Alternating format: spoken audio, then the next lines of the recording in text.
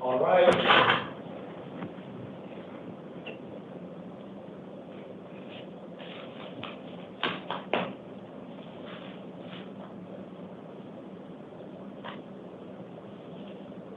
Thank you. Please be seated.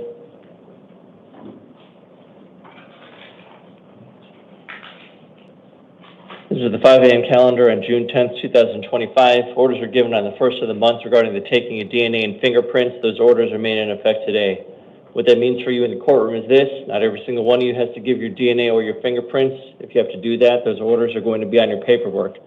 My name is Commissioner Beck. I'm here to do a few things. Number one, I'm here to let you know why you're here. Number two, if you might be released. Number three, if you're going to be given an attorney. The vast majority of you will get an attorney, which leads to my number one rule. Please don't talk about the facts of your case. Anything you say or do can be used against you. Everything in the courtroom is video recorded, so please don't talk about the facts of your case unless it's with your attorney. Second, I'm sure you're going to have a lot of questions for me. Unfortunately, I'm not your counsel, so I can't answer legal questions for you. So please save your legal questions for your attorney. Finally, you're going to be hearing about lots of different dates, different types of release conditions. You don't have to memorize all that stuff. All that information is going to be on your paperwork. That's why it's important to keep your paperwork and not lose it. If you end up missing a court date or don't follow a court order, you could just end up back here. Here's how the morning's going to work. I'm going to call two names. First name I call is going to come in the courtroom, stand in front of me at the podium. Second name I call is going to sit in that chair next to the door. Then we're going to keep on cycling through until the calendar is finished. So please get Daniel Marriott to the podium. Billy Williams to the chair, please.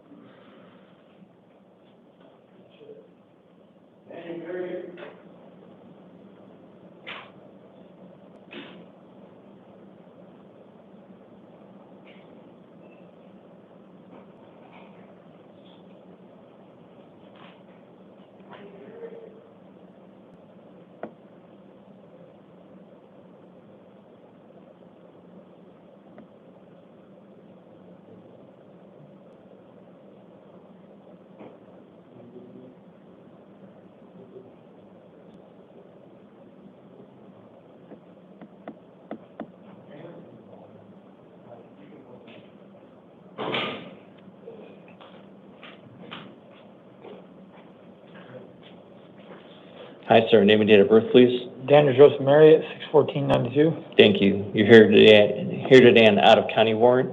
I'm assigning you an attorney. Your next court date is going to be June 13th. That's down in the Pinal County Superior Court. Based upon the request of your judge down there, going to be holding you non-bondable due to a violation of your probation. So they're going to transport you down on June 13th down in Pinal County. All right. Thank you, sir. Please step to your left for your paperwork. Billy Williams to the podium. Justin Minor to the chair, please.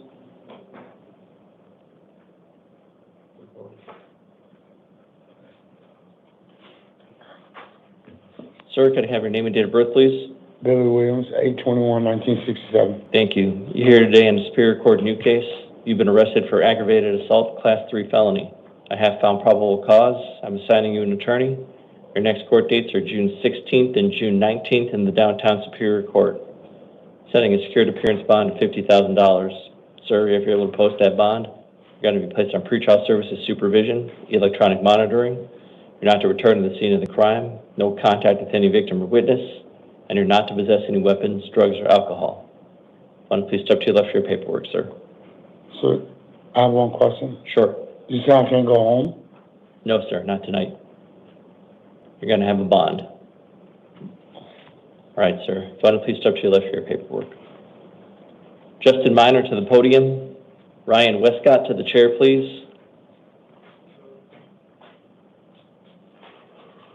Name and date of birth, please.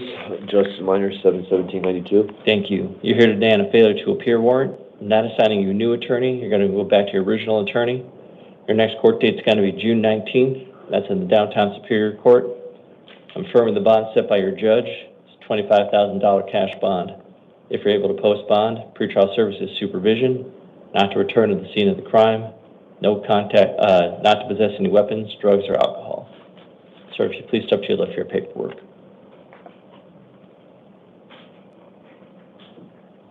Ryan Westcott to the podium. Shan Jaquez to the chair. Name and date of birth, please. Ryan Westcott, 9990. Thank you. You're here today in the Superior Court new case. You've been arrested for criminal damage, Class 4 felony, aggravated assault, Class 4 felony, endangerment, Class 1 misdemeanor. I found probable cause. I'm assigning you an attorney. Your next court dates are June 16th and June 19th in the Downtown Superior Court, setting a secured appearance bond of $10,000. If you're able to post that bond, you're going to be placed on pretrial services supervision, electronic ankle monitoring. Furthermore, you're not to return to the scene of the crime, no contact with the victim whatsoever, not to possess any weapons, drugs, or alcohol. If there's any orders of protection that are put out against you, you have to follow those orders. And whether this applies to you or not, I'm not sure, but you may not live with the alleged victim, even if you're the owner or renter of the property. You're allowed one civil standby with local law enforcement to collect any essential belongings, and you're cautioned that a violation of a no victim contact order can lead to a Class 6 felony. Final, please step to your left for your paperwork, sir. Shan Jaquez to the podium. Annalisa Cota to the chair, please.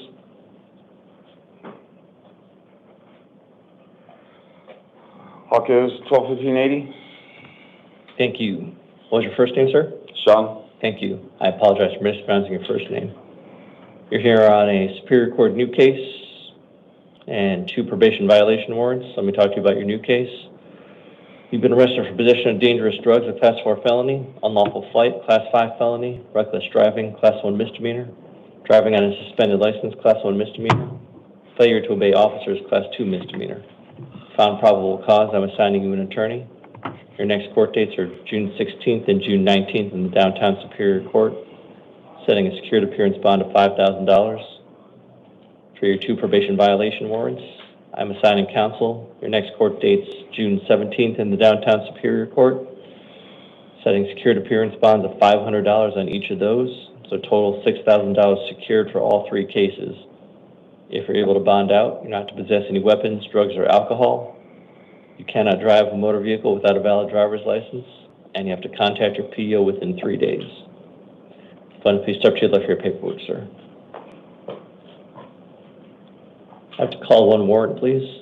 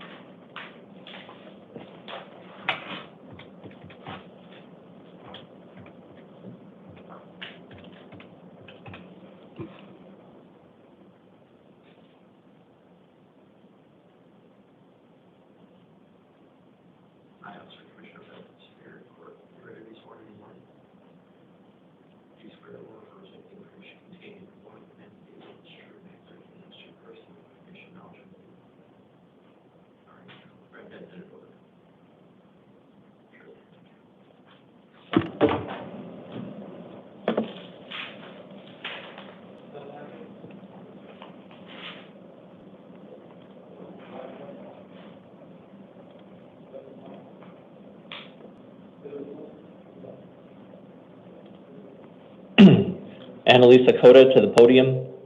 Crystal Uriarte to the chair, please. Name and date of birth, please. Annalisa Cota, 6/13/96. Thank you. You're here today on a probation violation warrant. I'm assigning you an attorney. Your next court date is going to be June 17th in the Downtown Superior Court. I'm affirming the bond set by your probation violation judge. It's a $2,000 secured appearance bond. If you're able to bond out, you're not to return to the scene of the crime, no contact with any victim or witness, no contact with any co-defendants, not to possess any weapons, drugs, or alcohol. Most important thing, if you bond out, you have to contact your PO within 3 days. Why don't you please step to your left for your paperwork. Crystal Uriarte to the podium. Katie Alley to the chair, please. Name and date of birth, please. Crystal Uriarte, 02/05/1991. Thank you. You are here on 3 failure to appear warrants and a probation violation warrant. Let me talk to you about your failure to appear warrants first. You're not assigning new counsel. You're going to go back to your original attorney on all 3 of those cases. Your next court dates are going to be June 16th and June 19th in the Downtown Superior Court. Affirming the bond set by your original judge. It's $50 cash bonds for all 3 cases. So it's $150 cash for 3 of them. And then for your probation violation warrant, I'm not assigning counsel. You'll go back to your original attorney. Next court date's June 17th in the Downtown Superior Court. Affirming the bond set by your probation violation judge. It's $1,000 secured. So that's $1,000 secured appearance, $150 in cash. If you're able to bond out, you're not to possess any weapons, drugs, or alcohol. Most important thing, if you bond out, you have to contact your PO within 3 days. Okay. Why don't you please step to your left for your paperwork. Katie Alley to the podium. Sandra Donaldson to the chair, please. Name and date of birth. Katie Alley, 52989. Thank you. You're here today on a Superior Court arrest warrant and 2 failure to appear warrants. I'm going to talk to you about your new case. Probable cause is previously found for possession of narcotic drugs, a Class 4 felony. Possession of drug paraphernalia, Class 6 felony. These were alleged to have occurred back in December of 2023. I'm assigning counsel. Your next court dates are June 16th and June 19th in the Downtown Superior Court. Affirming the bond set by your judge, it's a $100 secured appearance bond. And for your 2 failure to appear warrants, I'm not assigning you new counsel. You're going to go back to your original attorney. Next court dates are June 16th and June 19th in the Downtown Superior Court. Affirming the bond set by your original judge, $250 on each one. So total $600 secured for all 3 cases. If you're able to bond out, you're going to be placed on pretrial services supervision, and you're not to possess any weapons, drugs, or alcohol. Why don't you please step to your left for your paperwork. Sandra Donaldson to the podium. Oscar Ramirez to the chair, please. Sandra Donaldson.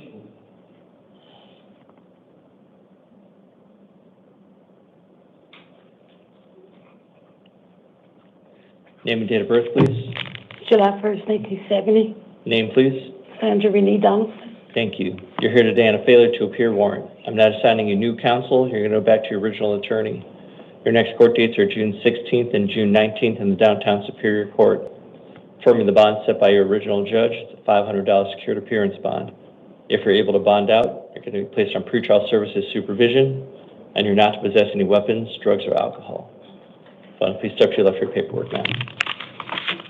Oscar Ramirez to the podium. Jesse Aguilar to the chair, please.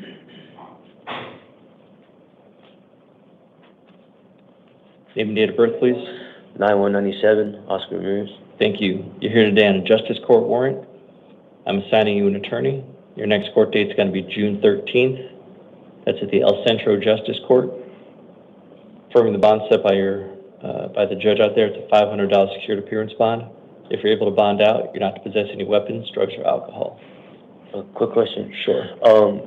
It said on the 21st I was supposed to be in court, right? But I've been incarcerated since 4:30, since March 30th.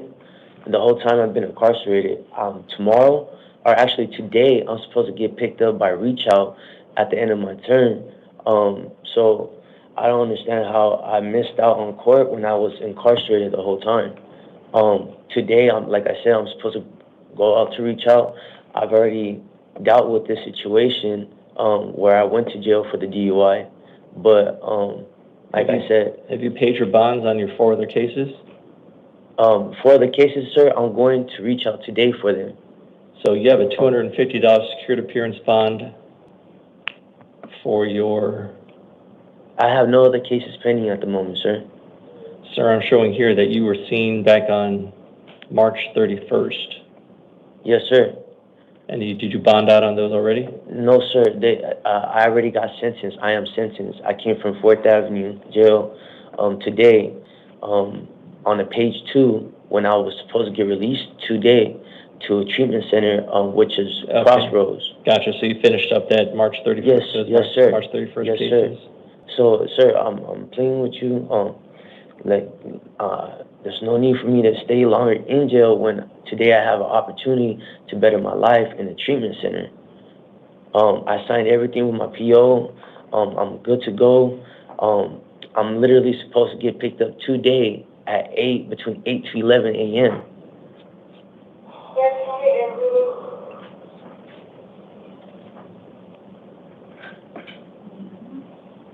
It's not like if I was out on the streets and I didn't decide to go. I was in here the whole time. When they should have, if that was the situation, I should have been able to approach it and deal with my case or the problems as needed.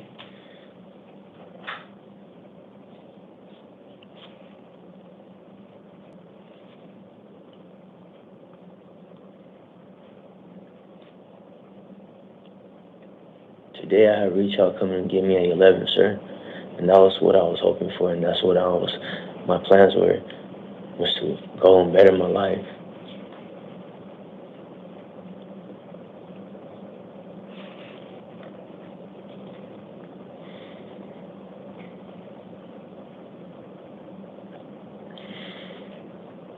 Sir, I'm going to research your case a little bit more. If you want to go ahead and have a seat. Thank you, sir.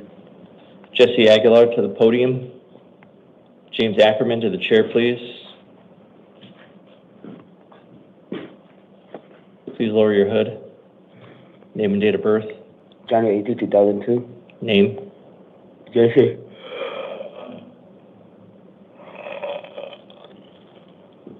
Your full name, please. Jesse Aguilar. You're here today on a failure to appear warrant. I'm not assigning new counsel. You're going to go back to your original attorney. Your next court date's June 16th in the Downtown Superior Court. Affirming the bond set by your original judge, it's a $500 secured appearance bond. If you're able to bond out, you're going to be placed on pretrial services supervision, and you're not to possess any weapons, drugs, or alcohol. Please step to your left for your paperwork, sir. James Ackerman to the podium. Mike Gutierrez to the chair, please.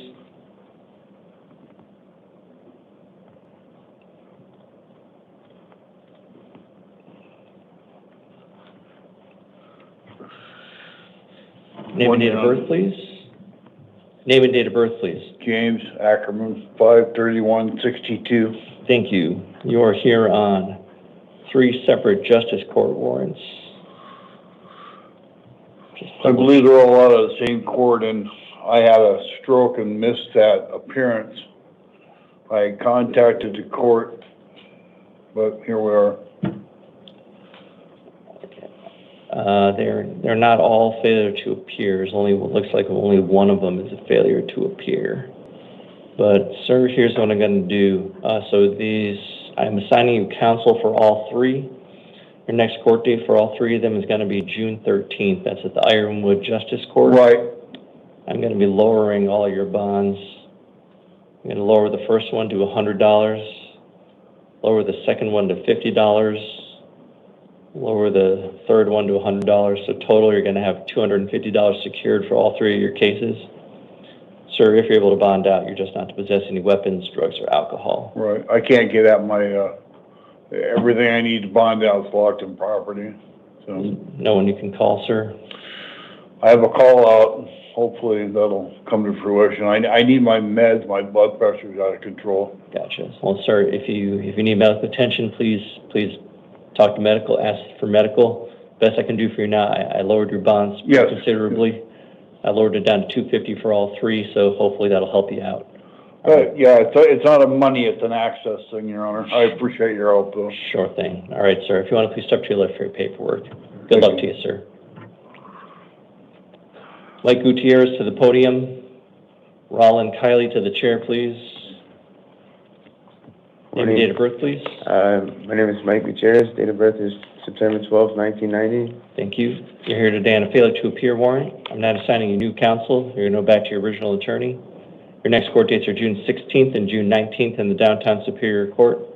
Affirming the bond set by your original judge. It's a $200 secured appearance bond. If you're able to bond out, you'll be placed on pretrial services supervision, and you're not to possess any weapons, drugs, or alcohol. $200. That's a good one. Is it 10% of that? It's just a percentage of that. So don't just think it's 10%. Every bond company is a little bit different. It's between 10 and 15% plus fees. So don't forget about the fees too. All right, sir? All right. Please step to your left for your paperwork. Roland Kiley to the podium. Oscar Ramirez to the chair, please.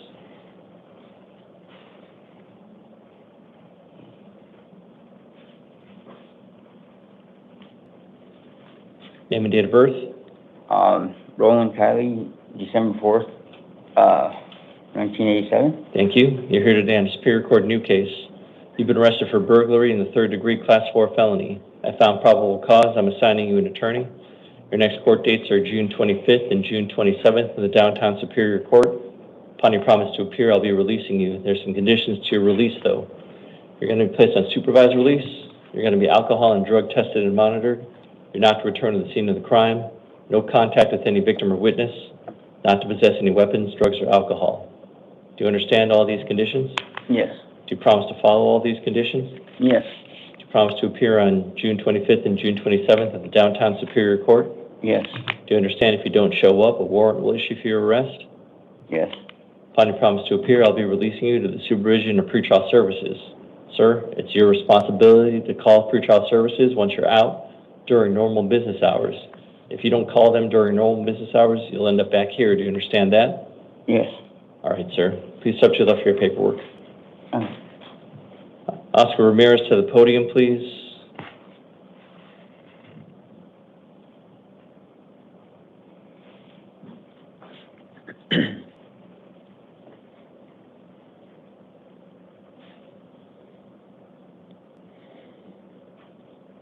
Sir, what day did you go into custody? 4/30, 2025. 4/30, 2025? Yes. Okay, so here's the problem. Yes. You took a plea on May 16th, 2024. That's when you signed a plea. To do payments, right? You were given a $493 fine. Yes. I've been And then you were given jail time of 10 days. Yes, sir. And so that was back in 2024. You were supposed to come back on September 10th, 2024 Yes. for alcohol screening. Which I've been arrested plenty of times between that time, sir. In and out of treatment as well. Like I said, I had nothing else pending at the moment. I mean. Well, sir, that's not the case. You were told about the date you were supposed to show at the time you pleaded guilty. I was. And you didn't show up at that time. Well, sir. Last time I recall was I was incarcerated when the time I had got arrested around that same time. I was in jail at that same time, around that same time. Sir, that's not what you told me. You told me you went into custody in 2025. No, absolutely, but I've been in and out since that time. Since I got arrested for the DUI, sir, I've been in and out plenty of times. And I've been dealing with drug addiction for quite a while. And it's really after prison. I never did any drugs before prison. After I got out of prison, sir, things, were different. Reprint, please. Reprint, please. But I understand that, my mistakes don't define who I am today as a man. Sir, so here's the best I can do for you today. You have a $500 bond on your warrant. I got a reach out coming today, sir. I'm going to reduce that bond to $100 secured. That is the best I can do for you, given what I see on your record. I got a quick question, sir. Sure.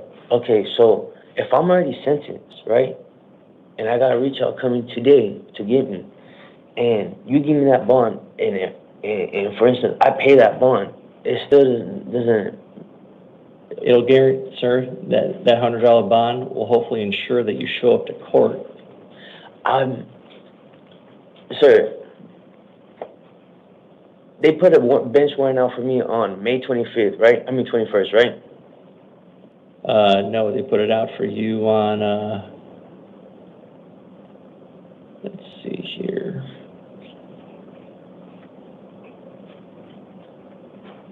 They originally put it out for you on September 2024, and then they renewed that warrant ever since because you never showed up after that. Well, because I violated probation and I had to turn myself in anyhow. I was doing jail time anyhow. And so here's the issue. Once you were out, the first thing you should have done was go show up at the court to take care of it as well. The DUI, sir, was from municipal courts, right? Correct. No, justice court. So if I already went to jail for 10 days and got on a payment plan, that means I already discussed the situation and got prosecuted for that crime. And they asked you back in September and you never showed up. Because I was already incarcerated. Sir, I have no record of that. There's no way for me to prove it or disprove it.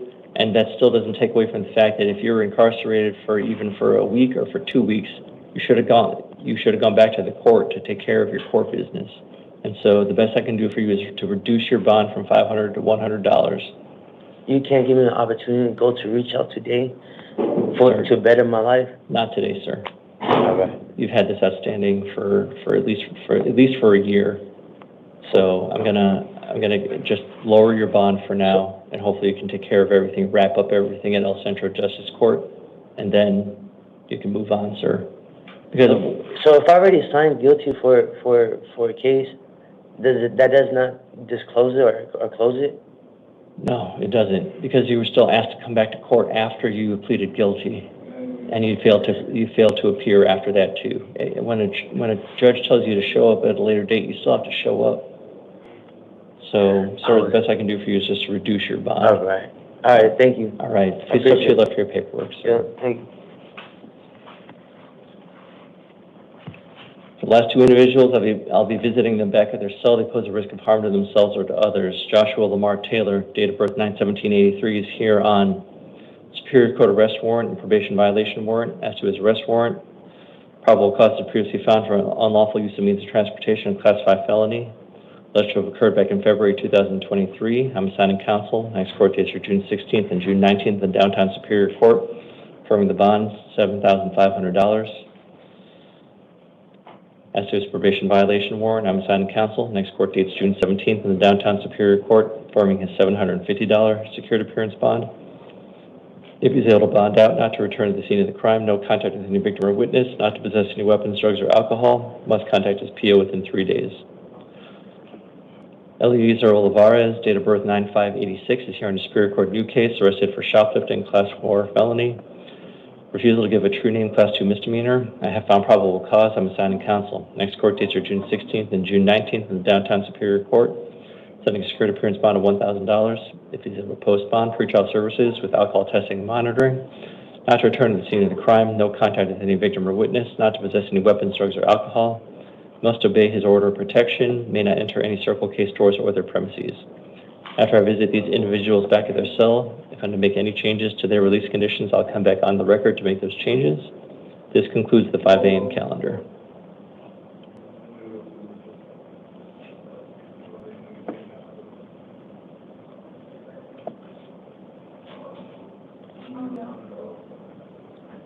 Hello, escort these, Your Honor. Mm-hmm.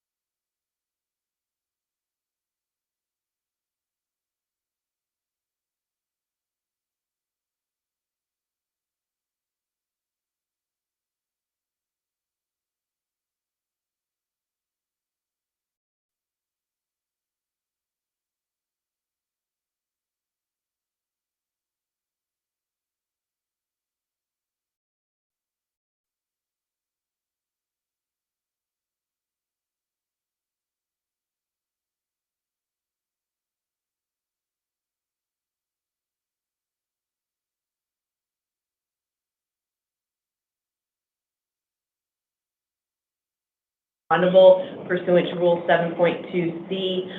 That is he's on probation currently in that matter for misconduct involving weapons. He has new charges for that same charge, as well as attempted second-degree murder and discharging a firearm. We believe that there is a reasonable likelihood that he will suffer a term of incarceration.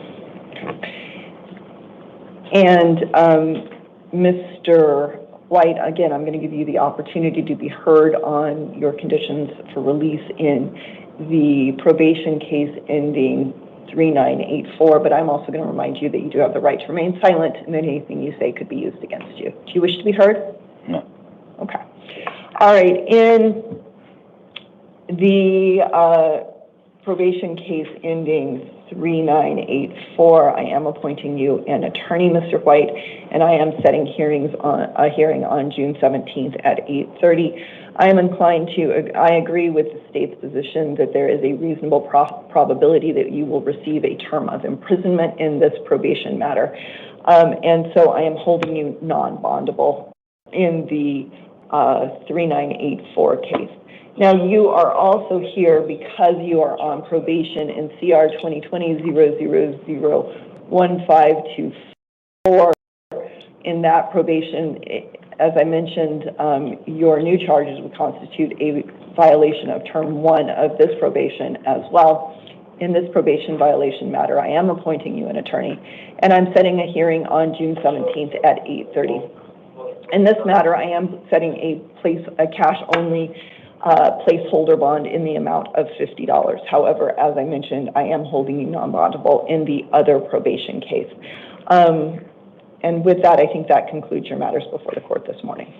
You can go ahead, step left. Officer will have your paperwork. Manny C. Yes, thank you for appearing. All right, Madam Interpreter. Are you there? Your Honor.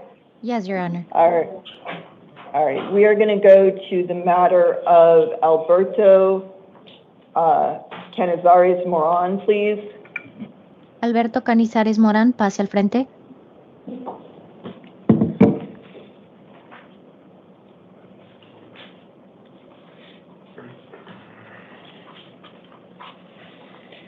Good morning, sir. Please state your name for the record.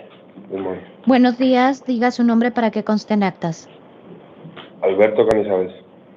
Alberto Canizares. And Mr. Canizares, what is your date of birth? Señor Canizares, ¿cuál es su fecha de nacimiento? 21 de enero del año 2000. January 21st, 2000. Thank you. Sir, you were arrested yesterday on theft of a means of transportation, a Class 3 felony. Gracias, señor. Lo detuvieron ayer por robo de un medio de transporte, delito de categoría 3. I did find probable cause for that, and I am appointing you an attorney. Determino que hay motivo de procesamiento para ello y le voy a nombrar un abogado. I'm setting 2 hearings in your case, the first on June 16th at 8:30 and the next one on June 19th at 8:30. Voy a programar 2 audiencias. La próxima será el 16 de junio a las 8:30 de la mañana y la otra el 19 de junio a las 8:30 de la mañana. Both of those hearings are in the downtown Maricopa County Superior Court. Ambas audiencias se llevarán a cabo en el Tribunal Superior en las instalaciones del centro. I am setting a secured appearance bond in your matter in the amount of $5,000. En esta causa voy a fijar una fianza con garantía de $5,000. In the event you are able to post that bond and secure your release, you would be subject to certain release conditions. En caso de que usted pueda pagar esa fianza y lo dejen en libertad, usted tendrá que seguir ciertas medidas cautelares. Those include no returning to the scene of the alleged crime or having any contact with the alleged victim. Y esas medidas cautelares incluyen que usted no debe de regresar al lugar de los supuestos hechos y usted no puede tener ningún contacto con la supuesta víctima.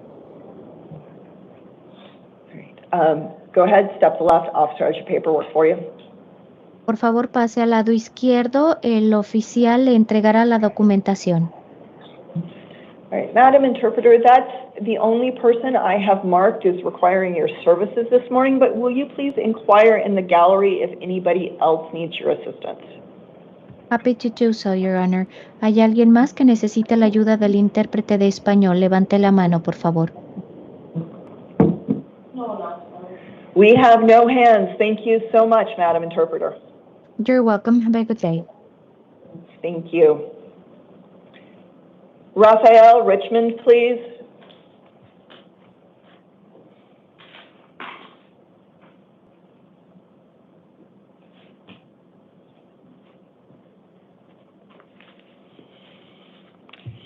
All right, Mr. Richmond, go ahead, state your name for the record. Raphael Richmond. And Mr. Richmond, what is your date of birth? 06/22/98. Thank you. And you were arrested yesterday on charges of possession of narcotic drugs for sale, a Class 2 felony, possession of marijuana for sale, a Class 4 felony, and possession of drug paraphernalia, a Class 6 felony. The dates for those offenses is yesterday, June 9, 2025. You were also arrested on charges of unlawful failure to return rented property, a Class 5 felony. And the date of that offense is on or about April 24th, 2025. I did find probable cause for all of those violations. I am appointing you an attorney, and I'm setting 2 hearings, the first on June 16th at 8:30 and the next one on June 19th at 8:30, both in the downtown Maricopa County Superior Court. In your case, I am setting a cash-only appearance bond in the amount of $5,000. All right, go ahead, step to the left.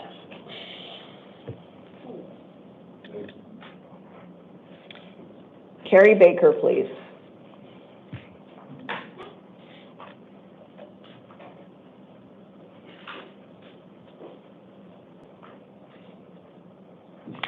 All right, Ms. Baker, go ahead, state your name for the record. Carrie Ann Baker, And Ms. Baker, what is your date of birth? 11/4/1981. Thank you. And you are here today on 3 matters. We're going to talk about your Superior Court matter first.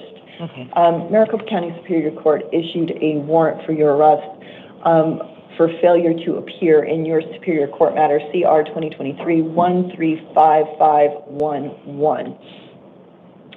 In that matter, I am not appointing you an attorney because if you're eligible to have an attorney appointed, one should already have been appointed for you. You may, of course, retain an attorney at your own expense to represent you. I am setting 2 hearings, the first on June 16th at 8:30 and the next one on June 19th at 8:30, both in the downtown Maricopa County Superior Court. In your Superior Court case, I am setting a secured appearance bond in the amount of $2,500. Now, you are also here because the Peoria Municipal Court has issued 2 warrants for your arrest for, let me back it. In CM 2024-1001181, the Peoria Municipal Court issued a warrant for your arrest for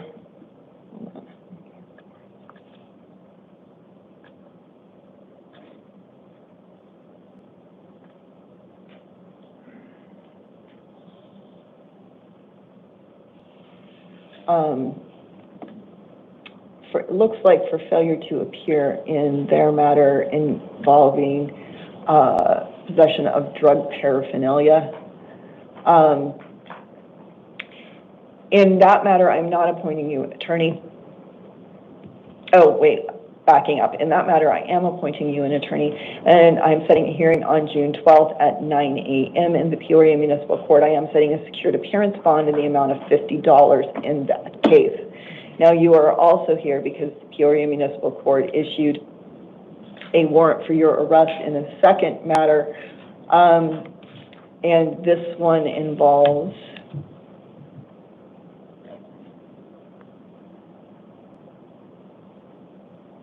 I think it also involves possession of drug paraphernalia. It does, I'm sorry. It's not the same one? No, there are two different matters. This one is CM 2025-000376. In that matter, I am appointing you an attorney. An attorney should be appointed for you at your next hearing, and I am setting that hearing on June 12th at 9 a.m. in the Peoria Municipal Court. I am also setting a secured appearance bond in that case in the amount of $50. So that's all three of your cases. In the event you are able to post those bonds and secure your release, you do need to go to your court hearings. Okay, what is a secured bond? It means you can work with a bond company to post those bonds. Okay, all right, thank you. Go ahead, step left. Jessica Miller, please.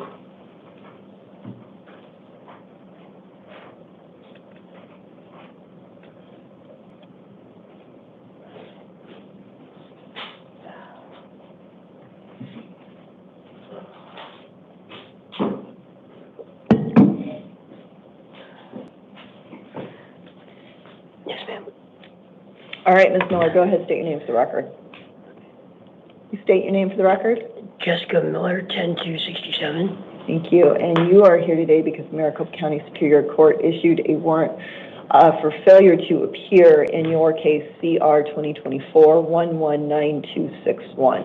In that matter, I am not appointing you an attorney because if you are eligible to have an attorney appointed for you, one should already have been appointed. You may, of course, retain an attorney at your own expense to represent you. I am setting a hearing on June 16th at 8:30 a.m. in the downtown Maricopa County Superior Court, and I am setting a secured appearance bond in the amount of $2,500. In the event you are able to post that bond, you do need to go to your hearings. Okay? Go ahead, step to left.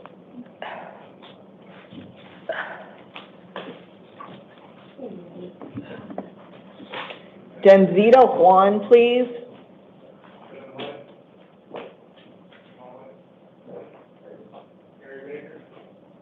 And then Jeffrey Nopenberg. Maybe it's... Good morning, ma'am. Go ahead, state your name for the record. Denzita Juan. And Ms. Juan, what is your date of birth? September 3rd, 1986. Thank you. And you are here today on two matters. Maricopa County Superior Court has issued warrants for your arrest for failure to appear in your matters CR 2024-137284 and CR 2025-119749. In both of those matters, I am not appointing you an attorney because if you were eligible to have an attorney appointed for you, one should already have been appointed. That being said, you may always retain an attorney at your own expense to represent you. I am setting hearings in your case CR 2024-137284 on June 17th at 8:30 a.m. in the downtown Maricopa County Superior Court. In your CR 2024 case, I am setting a cash-only appearance bond in the amount of $50. In your CR 2025-119749 case, I am setting hearings on June 16th at 8:30 and June 19th at 8:30, both in the downtown Maricopa County Superior Court. I am setting a secured appearance bond in that case in the amount of $2,000. In the event you are able to post your bonds and secure your release, you do need to go to your hearings. All right, go ahead, step to the left. Jeffrey Nopenberg, please.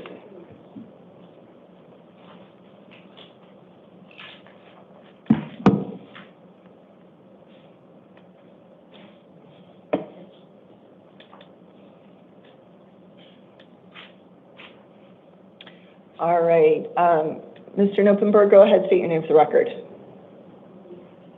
State your name for the record. Get her. Okay. Can we get him headphones, please?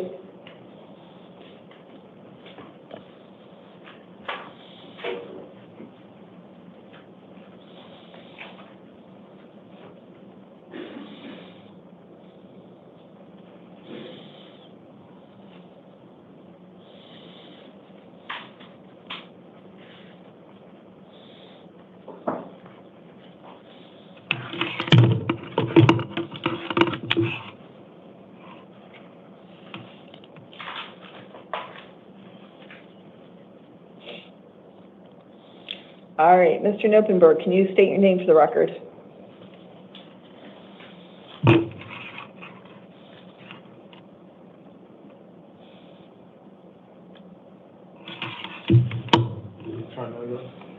Mr. Noppenberg, can you please state your name for the record? Can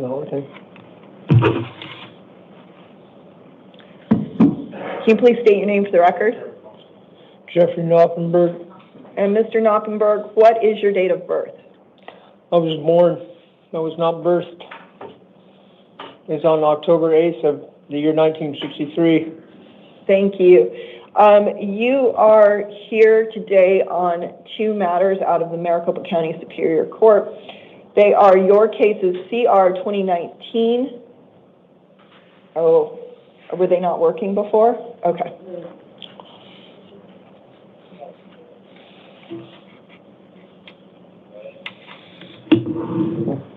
All right, is that better, Mr. Noppenberg? Okay.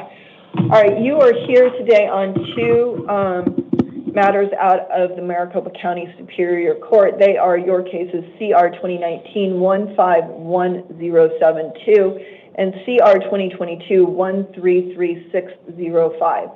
In both of those matters, the Maricopa County Superior Court has issued warrants for your arrest for failure to appear in those matters. I am not appointing you an attorney in either matter today because if you were eligible to have an attorney appointed for you, one should already have been appointed for you in those matters. You may, of course, retain an attorney at your own expense to represent you.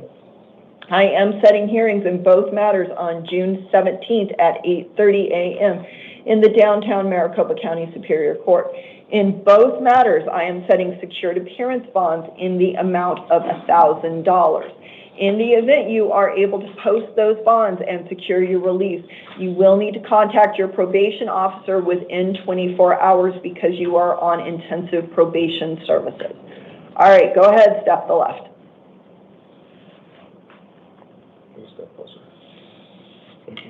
What? I don't understand. What am I supposed to do? I've set two secured appearance bonds, both in the amount of $1,000. I'm on a bond. Huh? I was on a bond. They keep taking the bonds and changing the dates.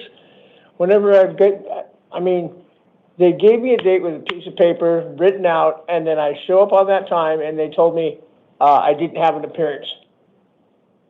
There was a miscommunication. I called my probation officer. They had told me it was on the 25th. I had it on the paper. It turns out it was on the 24th.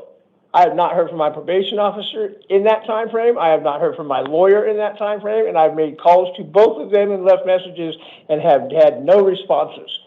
So I don't know how any of this is my fault. They gave me the paperwork and the dates. I showed up when they told me to, and it was incorrect. And then I've had no communication from either of them, even though I've made repeated calls to both of them and left messages. So I don't know how I keep going to jail when there's a miscommunication from the court or the probation officer or the attorney doesn't ever contact me. How is that my fault? I'm not doing anything but trying to comply with these ridiculous things that the court tells me one thing and then does another, and then I get arrested 10, 12 times over the last 2 years for miscommunication of information. This is ridiculous. Okay. So these two warrants have been affirmed by the Maricopa County Superior Court, so I'm going to leave those bonds set today. You can take this issue up with the court when you see the court on June 17th at 8:30 in the morning. If you are not able to post your bonds by June 17th at 8:30, officers will arrange to transport you to those hearings so you make sure you don't miss them this time. So go ahead, step to the left. So you're going to charge me more money when they took my money last time, changed the date. I showed up when they told me it was not the right information, and now that money's gone, and you want me to pay more money for the same court? Sir, I'm leaving those bonds set. Go ahead, step to the left.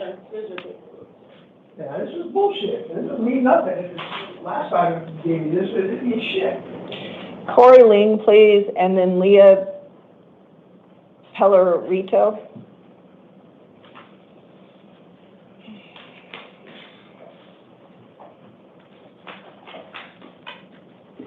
All right, Mr. Ling, go ahead, state your name for the record. Corey Lindsay. I'm so sorry. Lindsay? Yes, ma'am.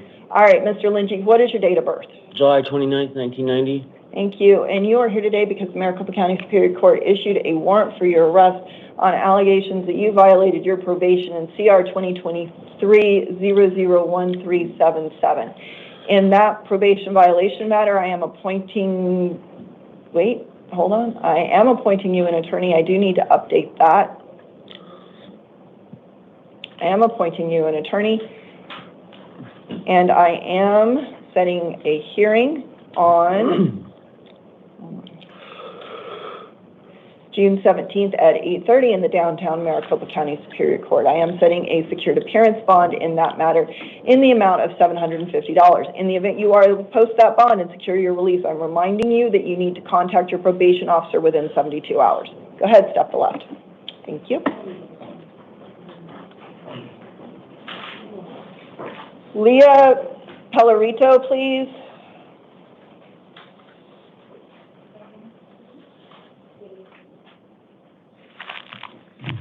Ms. Pellerito, go ahead, state your name for the record.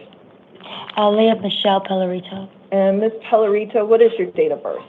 10/12/1984. Thank you. And Ms. Pellerito, you were arrested yesterday on charges of criminal damage, a Class 6 felony. I did find probable cause for that. I am appointing you an attorney, and I'm setting two hearings, first on June 16th at 8:30 and the next one on June 19th at 8:30 in the downtown Maricopa County Superior Court.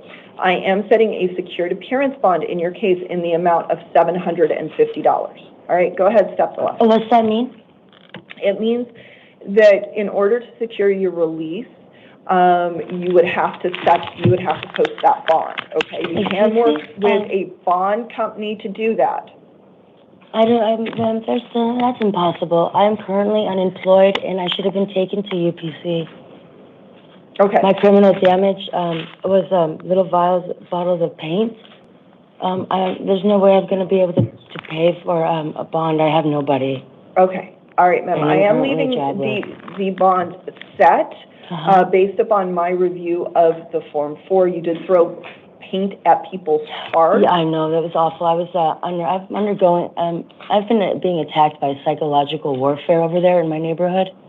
Okay. Okay. I don't know if it's the military doing it or the people, but it's pretty serious, and it's caused me to react in very bad behavior upon doing so with the paint. Obviously, I had no other.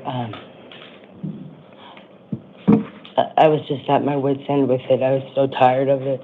Okay, and ma'am, I understand that must have been very difficult for you. However, because of public safety, and also to ensure that you make it to your next hearing, because I have concerns that if I don't set a bond, you may not make it to your next hearing. I am going to leave that bond set at $750. How could you say that, ma'am, when I have made every single court case that I've ever had to go to? All right. I don't. All right, I'm going to leave it set, ma'am. You can go ahead and step to the left. Okay, I apologize. Where would you like me to go next? Right here? Yes. So how long am I going to be in jail for? You can talk to the judge on June 16th. Okay, that's in 6 days. Go ahead, step to left. Thank you. Charles Grayson.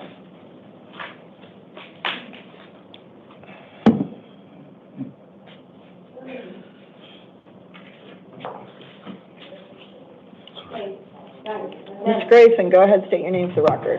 Charles Kenneth Harley Grayson. Mr. Grayson, what's your date of birth? 1/13/97. Thank you. And you are here today because Maricopa County Superior Court issued a warrant for your arrest in a direct complaint matter. That direct complaint alleges that on or about November 12th of 2021, you committed the violation of aggravated driving or actual physical control while under the influence of intoxicating liquor or drugs. There's 2 counts of that. Both of them are Class 4 felonies. In that matter, I am appointing you an attorney. I am setting hearings on June 16th at 8:30 and June 19th at 8:30, both in the downtown Maricopa County Superior Court. I am setting a secured appearance bond in the amount of $500. In the event you are able to post that bond and secure your release, you need to make sure you go to your hearings. So if I was to post that bond today, I'd be released? Yes. Okay. But you still have to go to your hearings. Right. But if you don't go to your hearings, can I state that when that did happen, I didn't, the only piece of paper that I received was the tow slip for the vehicle. I was told by the officer that arrested me yesterday that information got transferred to a different Maricopa facility, and I had no idea about that. And so I was calling all the courthouses in Gilbert trying to figure it out because I didn't want this happening. And it looks like it ended up happening. So I did review the Form 4 or the information that I was provided about your arrest.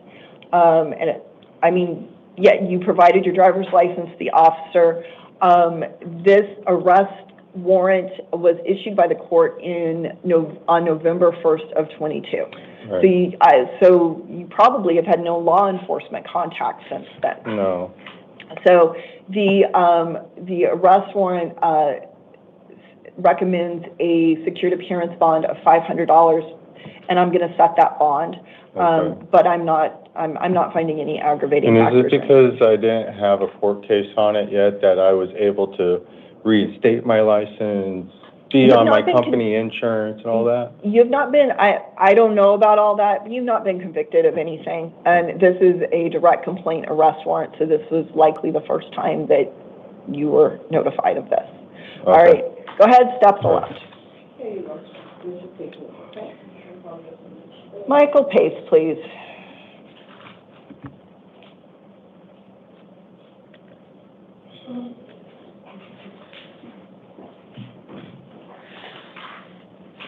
All right, Mr. Pace, go ahead and state your name for the record. Michael Dempsey Pace. And Mr. Pace, what's your date of birth? 7/16/92.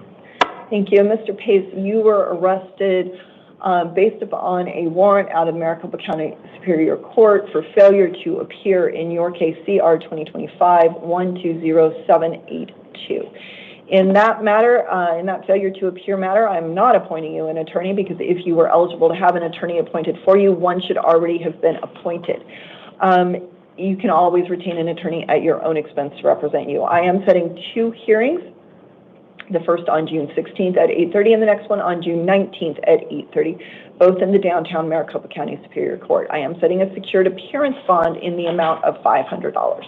Okay? Can you make it a little less? That's after the judicial officer's review of your failure to appear matter on May 30th of 2025. That's what she's recommending. And I really don't have anyone to set it, so I just. That's what I'm going to leave it set at. Go ahead, step to the left. Okay. Tennille Yazzie, please.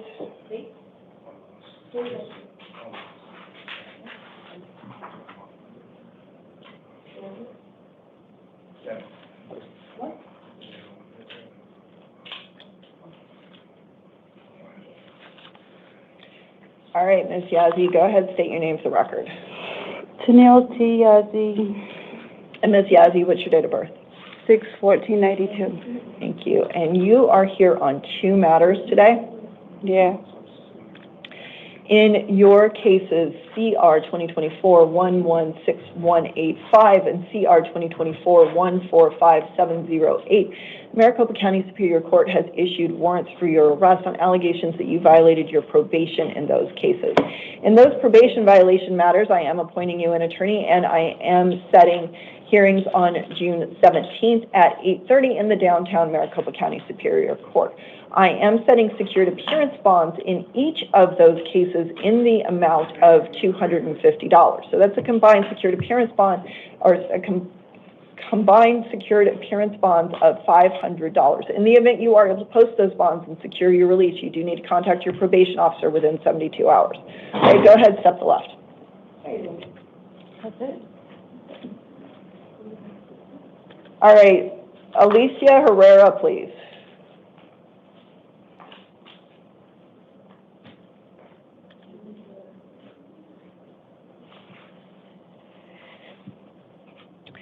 Good morning, ma'am. Go ahead, state your name for the record. Alicia Marie Herrera. And Ms. Herrera, you are, what is your date of birth? 07/24/2001. Thank you. You are here on 3 matters today. let's go ahead and talk about your new Maricopa County Superior Court matter. You are here on theft of a means of transportation, a Class 3 felony, and theft or control of stolen property, a Class 1 misdemeanor. I did find probable cause for those. I am appointing you an attorney, and I'm setting 2 hearings, the first on June 25th at 8:30 and the next one on June 27th at 8:30, both in the downtown Maricopa County Superior Court. Will you go to those? Yes. Okay, so I'm going to release you to pretrial services on your Maricopa County case, okay? So they're going to help you, help to make sure you get to your hearings, okay? Okay. All right, so your other 2 cases are cases out of, they are warrants. We'll just do them. Hold on.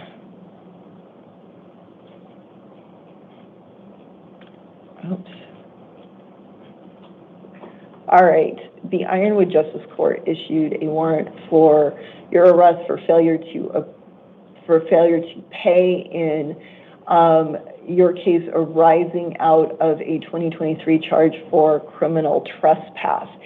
In that matter, I am not appointing you an attorney due to the nature of the charge. I am setting a hearing on June 24th at 9 a.m. in the Ironwood Justice Court. Will you go to that? Yes. I'm going to release you on your own recognizance in the Ironwood case. Now, you're also here because the Goodyear Municipal Court issued a warrant for your arrest in their matter involving a 2024 charge for, well, it is a probation violation stemming from a 2024 charge of disorderly conduct.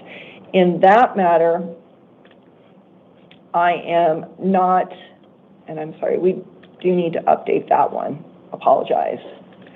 I am not appointing you an attorney due to the nature of the charge. You may, of course, retain an attorney at your own expense to represent you. I am setting a hearing on June 25th at 1 p.m. in the Goodyear Municipal Court. Will you go to that? Yes, Your Honor. Okay, so I'm going to release you on your own recognizance in that matter as well. All right, you need to go to your hearings. If you don't go to your hearings, another arrest warrant may issue, okay? Okay. All right, go ahead, step to the left. Thank you. Hold on, we'll give you a quick look in a minute.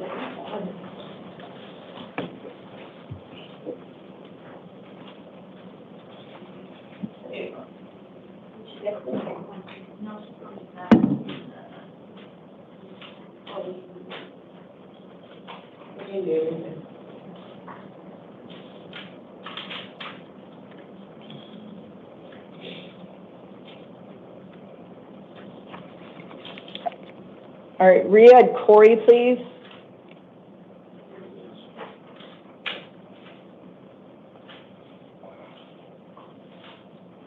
Good morning, Your Honor. Good morning, sir. Go ahead, state your name for the record. Riyadh Curry. I managed to pronounce both your first and your last name incorrectly. I'm sorry about that. Mr. Curry, what is your date of birth? May 27th, 1967. Thank you. And you are here today because you were arrested based upon a warrant from the White Tank Justice Court. My apologies. I live in California, but I just barely moved to Arizona, and I would like to take care of this now. Yeah. My apologies. I just didn't know how to do it.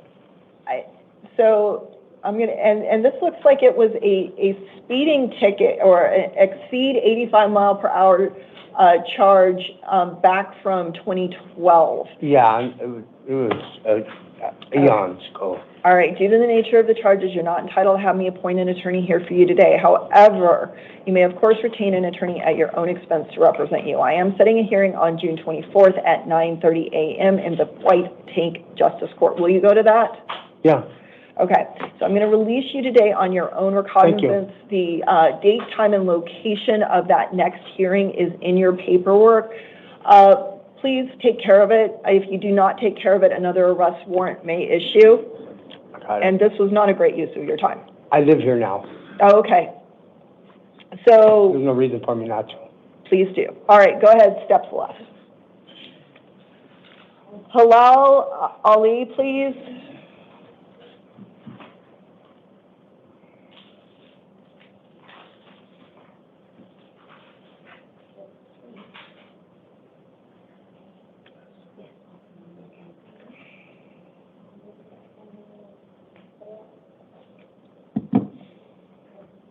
All right, sir, go ahead and state your name for the record.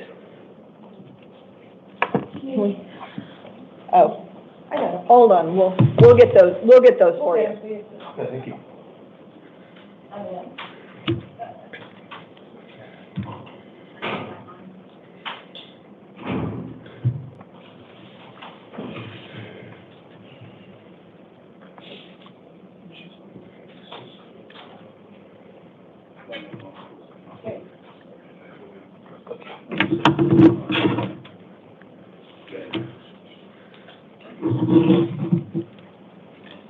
All right, Mr. Ali, go ahead, state your name for the record. Hilal Fahmi Ali. Is the volume not good? No, I just hear myself too. Okay. All right, and Mr. Ali, what is your date of birth? 6/18/95. Thank you. And you were arrested yesterday on charges of disorderly conduct, Class 1 misdemeanor and criminal damage, Class 2 misdemeanor. I did find probable cause for both of those violations. An attorney should be appointed for you at your next hearing, which will be in the El Mirage Municipal Court on June 24th at 8:30 a.m. Will you go to that? When? June 24th at 8:30 a.m. Okay, that's fine. All right. Yeah.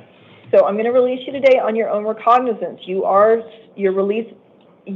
subject to certain release conditions. However, you may not reside at the same location as. I was gonna ask you about that. I know they told me not to go over there, but she's telling me that I want you home and I want you to be with the kids. And the officer was telling my wife at the day of the incident that he should be back at this location if you want him to, or we can both go to the El Mirage Police Department and solve it over there. So I don't know. I hear don't go, I hear go, I hear come home, and let's go with the El Mirage. So I'm just all over the place with where should I go. Okay, so I'm going to tell you don't go. Don't go. Don't go. It's a court order. Don't go. If you go, you're in violation of a court order. Yeah. Okay? Yeah. If you need to collect any essential belongings, you can arrange for one civil standby with your local police department, and they'll send a police officer with you to collect your essential belongings. Okay? Okay. All right.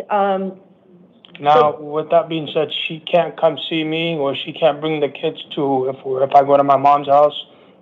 Okay. Because that's where she's iffy about. She really wants me to be, she really wants me to be with her. I mean, like I said, things happen like this, and it's one day it's this, and then the next day it's I forgive you. So I know your judge telling me not to go to the house, but if she decided to come see me where I'm at, is that okay? I mean, I'm okay with it, but I mean, as far as orders goes. Yeah. Okay. All right. So, hold on just a second. It's not letting me do what I want. Yeah, she's been calling me all day. Well, every time I called her, she told me, come once you're finished, this and that. And I told her, it's most likely not going to happen because with the judge, he's going to, have orders for me not to go. But, I don't know. Okay. All right. So, I am ordering that you not return to the residence, okay? That you have no victim contact, right? However, I'm not putting any restrictions on your ability to see your children. What I am saying, and there will be in bold in the paperwork that you get, a statement that you may contact the alleged victim by email or text message regarding issues regarding the parenting of your children, okay? Okay. Which means pick up and drop off, okay? And if she wants to take them to your mom's and you want to then pick up from your mom's, as long as you don't have contact with her, you're good. I mean, I don't know about that. I mean, like I said, I know you're telling me not to go, but she's going to want to be with me. she's not gonna listen. So that's what I'm trying to tell you. And I don't want to get in trouble for her coming close to me, and I don't want to push her away because that's my wife, and you know what I mean? Okay. So you can talk to the judge on June 24th at 8:30 a.m. Yeah, okay. Until you talk to the judge, my orders are in place, okay? Yes. All right, go ahead, step to the left.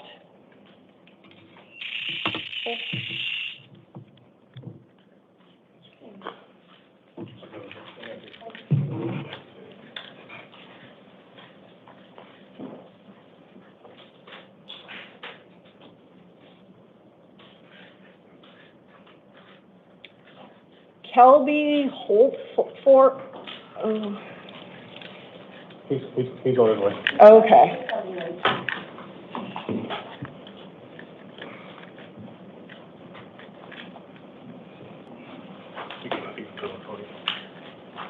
Hello, sir. Go ahead, state your name for the record. Kelby Allen Holtorf. I'm sorry about your name. I managed to actually pronounce both pieces of it incorrectly, so sorry about that. That's all right, Your Honor. All right, so you are here on two matters today. You were arrested yesterday on charges to failure to stay at the scene of an accident, a Class 1 misdemeanor. I did find probable cause for that. However, because of the nature of those charges, you're not entitled to have me appoint an attorney here for you today. You may, of course, retain an attorney at your own expense to represent you. I am setting a hearing on July 8th at 1:30 p.m. in the Surprise Municipal Court. Will you go to that? Yes, ma'am. Okay. You are also here because the Surprise City Court issued a warrant for your arrest. It's a post-adjudication warrant, in your case stemming from 2023 charges for DUI. In that case, because of the nature of those charges, I'm also not able to appoint you an attorney today. However, you may, of course, retain an attorney at your own expense to represent you. Again, I am setting a hearing on July 8th at 1:30 p.m. in the Surprise Municipal Court.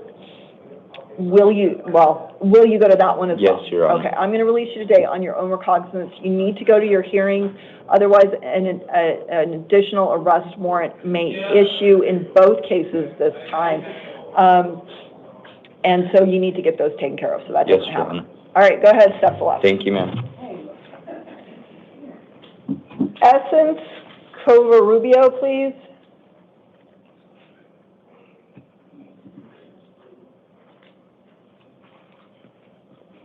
Good morning, ma'am. Go ahead and state your name for the record. Essence Covarubio. Thank you. And Ms. Covarubio, what is your date of birth? 09/12/99. Thank you.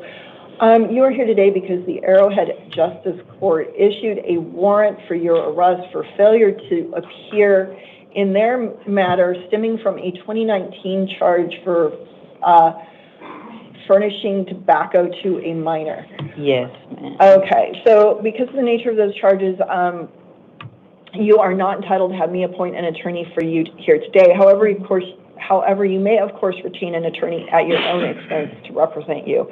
I am setting a hearing on June 24th at 2 p.m. in the Arrowhead Justice Court. Will you go to that? Yes, ma'am. Okay, you need to go to that because if you don't go to that, another arrest warrant may issue, and this is not a good use of your time. Yes, ma'am. Okay. All right. With that, I'm releasing you on your own recognizance. Make sure you go to your hearing. The date, time, and location will be in your paperwork, okay? Thank you. I do appreciate it. All right, and we are to Robert Ogden, and we need to clear for this one, too. Your Honor, are we going to see Jonathan Jackson? Did we miss somebody? Yes, number 23 and 24. All right, hold on. I'm sorry. Oh, Jonathan Jackson? Yes. I'm sorry, I skipped over him. Let's take him next.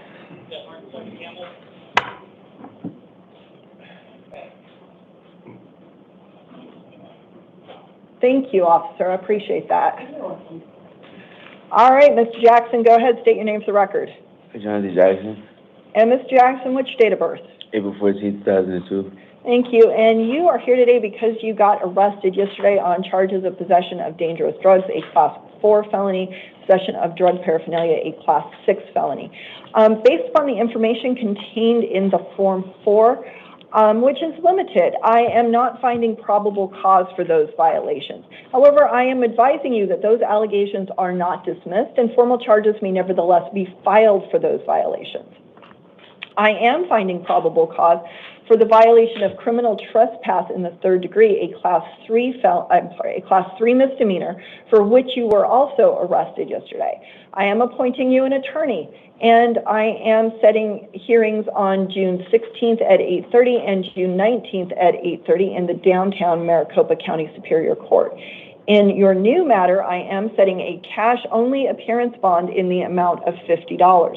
Now, you are also here because the Maricopa County Superior Court issued a warrant for your arrest for failure to appear in your matter CR 2025-114454.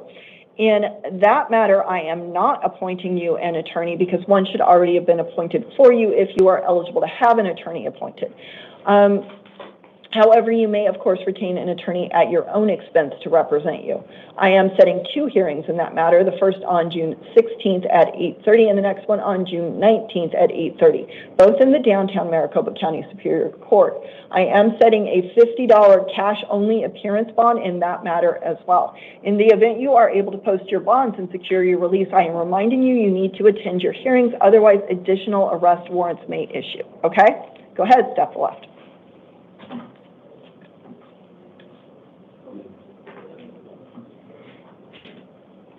All right. All right, can we clear before Mr. Ogren, please?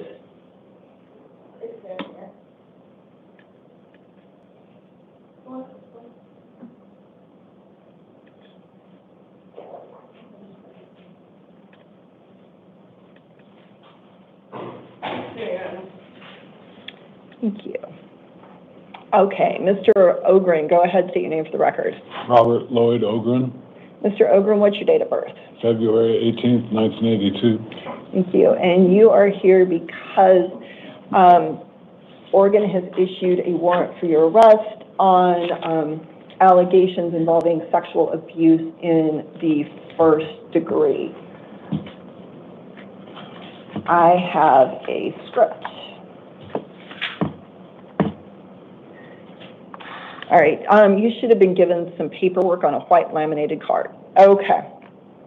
Did you read that paperwork? I did. Okay. All right, as I mentioned, you have a warrant from the state of Oregon. You have a choice to make at this time. You can choose to waive your right to an extradition hearing and be sent back to the requesting state within 30 days, or you can demand an extradition hearing and that a governor's warrant be signed by the governors of both states before you are sent back to the state of Oregon.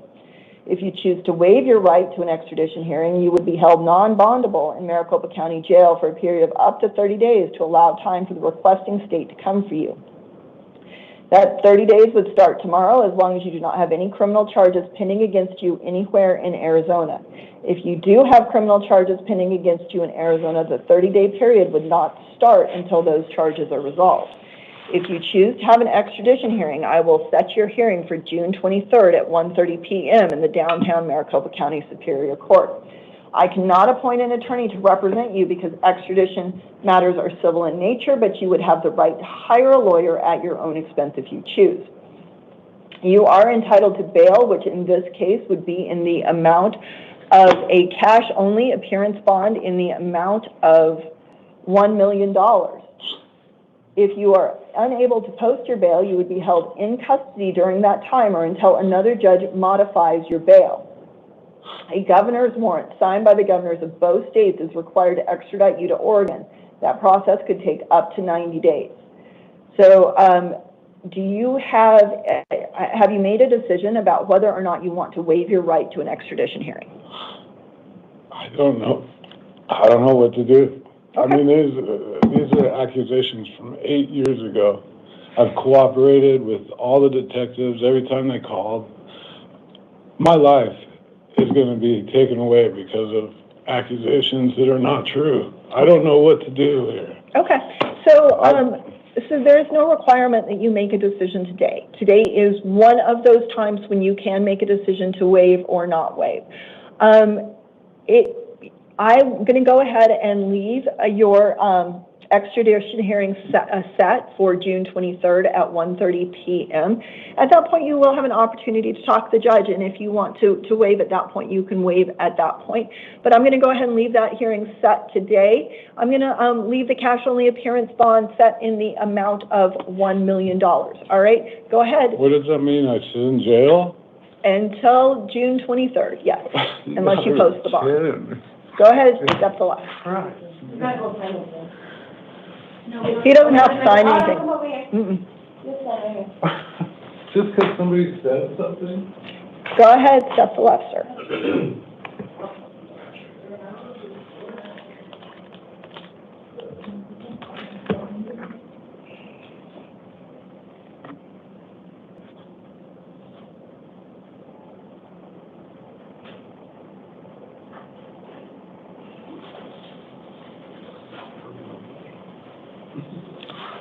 All right, and with that, we don't have any house calls, so we are going to stand adjourned on the 8 a.m. initial appearance calendar. We will reconvene at 11 a.m., and we are off the record.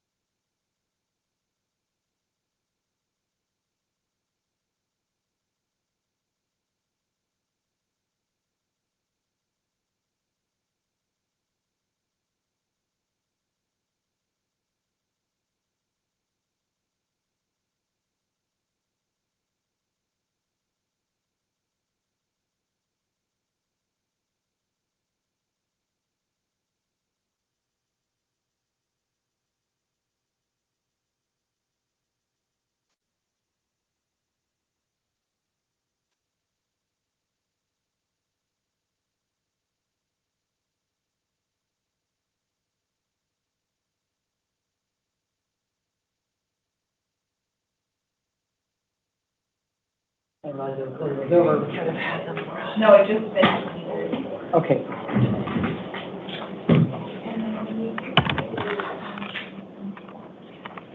Right, they're going to be in the meeting? Yeah. Okay.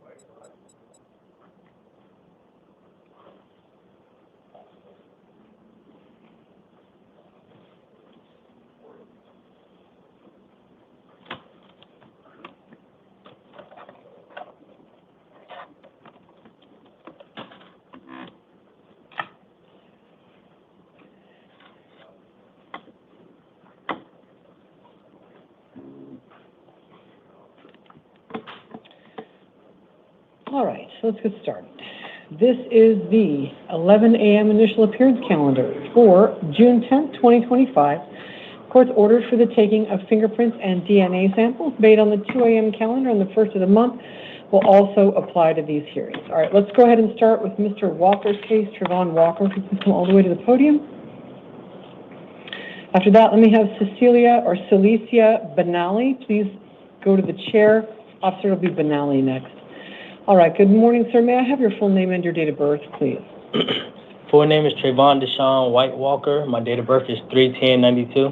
All right, thank you. And let me have the appearance of the county attorney, please. Good morning, Judge. Zach Everman for the state. All right, thank you. And Mr. Walker, you'll be able to hear the county attorney, but he is appearing virtually at this hearing. All right.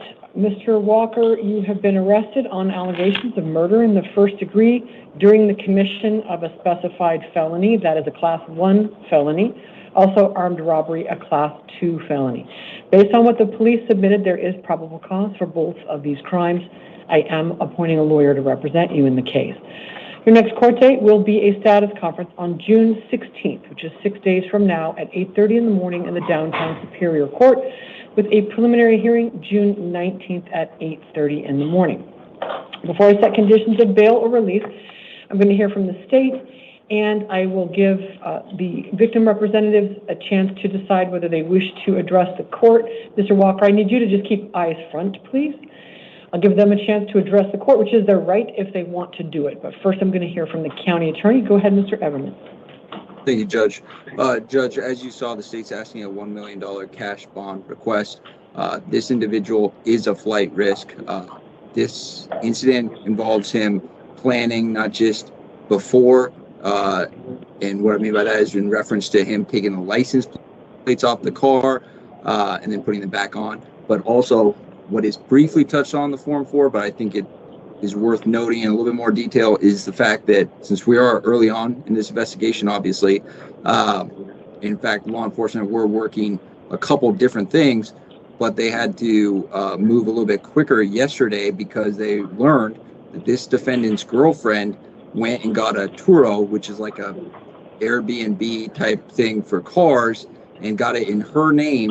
And this defendant was going to Chicago, and which is why law enforcement stopped him. When he did, he had over $10,000 in cash on him at the time. He also had a number of guns. These were guns that were in vacuum sealed bags with dryer sheets or air fresheners in them. This is a number of guns he was transporting.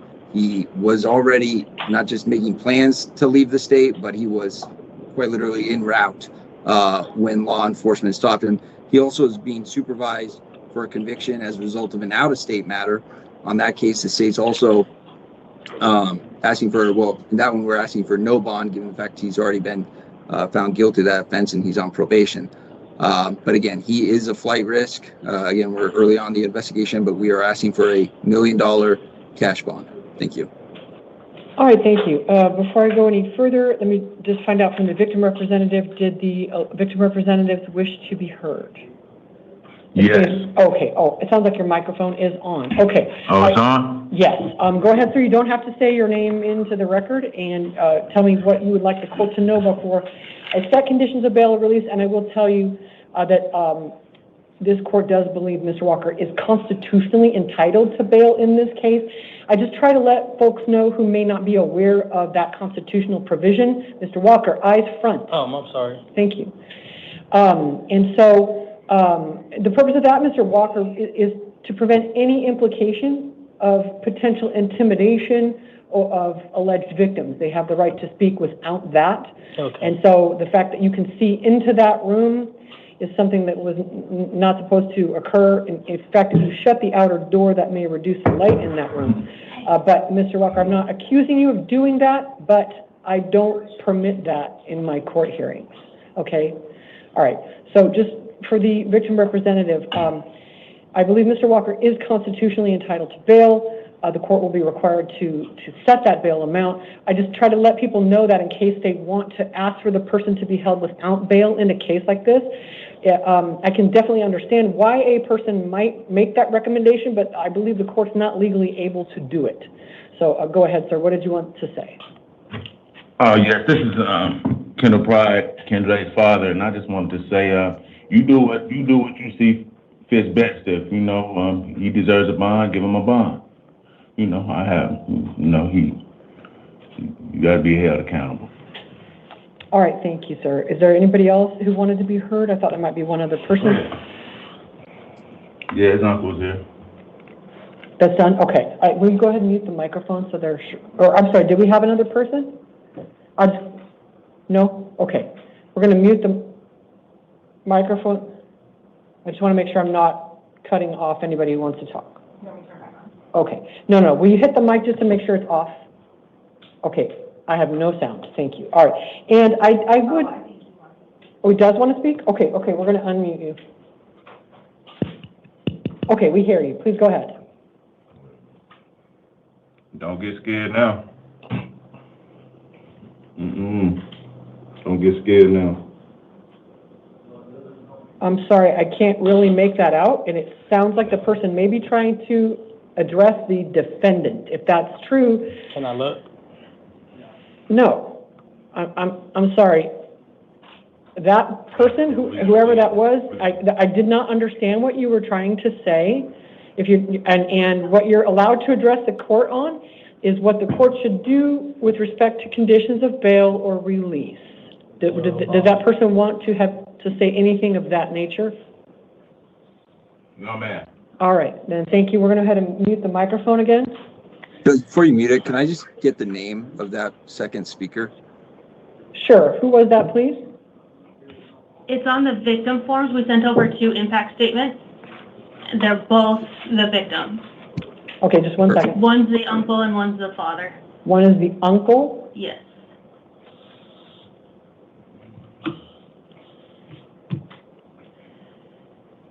that person's name is not listed. He's not a victim, but he did an impact statement. Well, the definition of people who have victims' rights is rather broad in a criminal case. And so did Vanu take that name because that person just left? Did you take the name, ma'am? I have his name, yes. Okay, what is it? I don't have it on me, but I can get it to you. Okay, then, I would like you. Yes. I want you to email it to the county attorney, and because this occurred on the record during the hearing, and I'm not making a finding that that's what it was, but I will say, certainly from this court's perspective, that appeared to be a threat. And so I want the county attorney to email it to the court, so the court can append it in ISIS, so that it is available to the defendant's counsel. That I think Mr. Walker is absolutely entitled to know who that was under these circumstances. And given that the person appears to be trying to avoid identification, this court believes that it is important that that be documented. So Mr. Everman, I don't have a clerk of court to reflect this in a minute entry. So I'm going to make myself a note. So I want Vanu to send it to Mr. Everman. Mr. Everman, please email it to iacort@jbaz.maricopa.gov and let them know it was for number 32 on the 11 a.m. calendar at the request of the commissioner. And we will append that. For number 32 on the 11 a.m. On the 11 a.m., yeah, on the 11 a.m., and then my staff will be able to append it. That way Mr. Walker's lawyer will be able to access that. Will do. Understood. Thank you, Judge. That's what I want to do, is I want to preserve it in the record. And I was going to read the victim's rights advisement, and so I will say, I wouldn't say categorically that the alleged victim's uncle is not entitled to victim's rights in this case. I think he could be, certainly. And under the definition of people who are entitled to victim's rights, it is fairly broad. And so I would say that he's probably entitled to address the court. He's not entitled to threaten the defendant. I'm not, again, making a finding that he did that. But on these facts, staring at what I'm staring at in terms of the defendant's demeanor in response, the alleged victim representative's demeanor in response, this isn't my first rodeo. All right. Mr. Walker, I've considered what's been alleged against you. I've considered the recommendation of the county attorney, and I've considered the other information the court knows about you, which includes that you are on probation out of Iowa, and you're here under an interstate compact. And so I'm just want to explain the way the interstate compact works is Iowa is about to be told by Arizona that you're being accused of a new crime, and they want you taken back. Iowa is not allowed to decline. So as far as holding, I can't hold you in the Iowa case because that case is not before this court, nor will it ever be. Once the interstate compact warrant goes out for you, which again, Iowa is not permitted to decline to do. They are a member state of the federal interstate compact. And when a receiving state demands the retaking of we call it the ISC, the interstate compact, of an ISC defendant, the sending state is obligated to do it. So the interstate compact warrant will go into the system. A hold will be placed on you. You have certain rights under the interstate compact, none of which will ever put you before this court. And so I cannot hold you in the Iowa case. So I just want you to know, Mr. Walker, under virtually all scenarios other than a series of administrative errors, you're about to have an interstate compact hold in Arizona, which will override the posting of any bail in this case. Okay. So that being said, I do believe that the appropriate bail in your case is $1 million and that it should be cash only. This court does find that you are eminently a flight risk and that there's a strong weight of evidence against you as to the armed robbery on at least accomplice liability, and it is the armed robbery that had as a foreseeable consequence the murder. Therefore, there is a strong weight of evidence against you on the murder charge. It's a felony murder charge, and there is a strong weight of evidence for it, which would lead the court to believe you may be a flight risk to avoid that conviction. Also, you have at least four prior felonies, one of which is armed robbery, also misconduct involving weapons. So the court also believes you are a danger to the community and that there is not a lower bond amount that is going to satisfy those requirements of bail. So absolutely no contact with any of the alleged victims' next of kin. And the way we phrase it is you cannot initiate contact. You're not legally entitled to respond to any contact from them if they initiate it. No weapons, no drugs without a valid prescription, no alcohol. If you are out of custody, you can't go to the scene of the alleged crimes, nor have any contact with any of the alleged victims' next of kin, or people entitled to victims' rights. I included that definition in your paperwork for your benefit. All right, Mr. Everman, anything else in the case? I just want to give my email just for your staff so they can do that. It's just my last name, Everman, EVERMANZ @MCAO.Maricopa.gov. Okay. And then once I get that email, I'll send that back. And thank you, Judge. Okay, and we should already have that. Okay, so we're going to send you the release order after VANU, which is the acronym, if you didn't know that. That's the acronym for the Sheriff's Victim Advocate section. So they're the ones who are supposed to send that to you. If you don't get it, you can probably get the number. It's the Victim, I think it's Advocate Notification Unit, but it's VANU. Everybody at MCS knows who VANU is. That's the person who is supposed to be emailing you the information on the uncle's name. Alrighty, so Mr. Walker, we are going to be in recess. If you want to take your paperwork, you can step out to your left. Thank you. Thank you, Mr. Everman. You're welcome to disconnect. Thank you, Judge. Okay. Let's go ahead with Ms. Benally. Did we find Ms. Benally?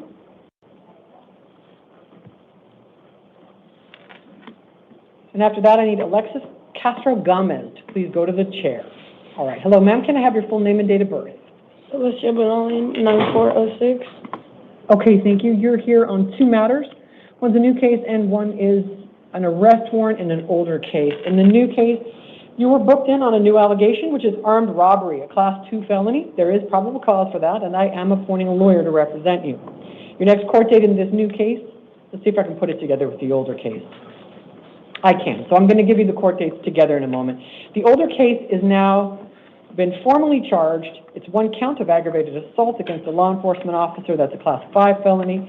The alleged offense date is August 30th of last year. This comes out of the Mesa Police Department, and it looks like they just charged you with this about a month ago. So you will have a lawyer appointed for both cases. You're going to have the same next court date for both cases, June 16th, which is 6 days from now at 8:30 in the morning. And your preliminary hearing will be June 19th at 8:30 in the morning. Those dates are on your paperwork. In the new case, the armed robbery case, your bond is $50,000. That is secured. And in the older case, the aggravated assault, it is $2,000, also secured. You have written release conditions in both cases. That is $52,000 total. If you bond out, comply with all of your release conditions, particularly do not go to the scenes of the alleged crime. In the new case, that would be any part of that CBS. If you'll take your paperwork with you, you can step out to your left. Mr. Castro-Gomez.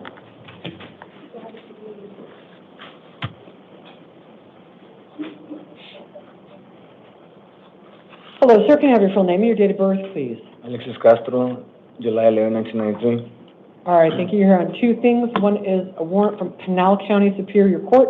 One is a probation warrant from Maricopa County. I'm going to start with your Pinal County warrant. Looks like you've been charged there with theft of a means of transportation. It's a Class 3 felony.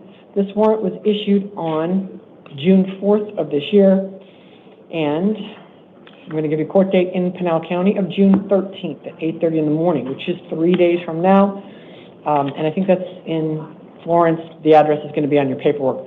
Your bond in that case, oh, you know what? I need to reprint this one. I apologize. The judge who issued that warrant out of Pinal County issued it as cash only.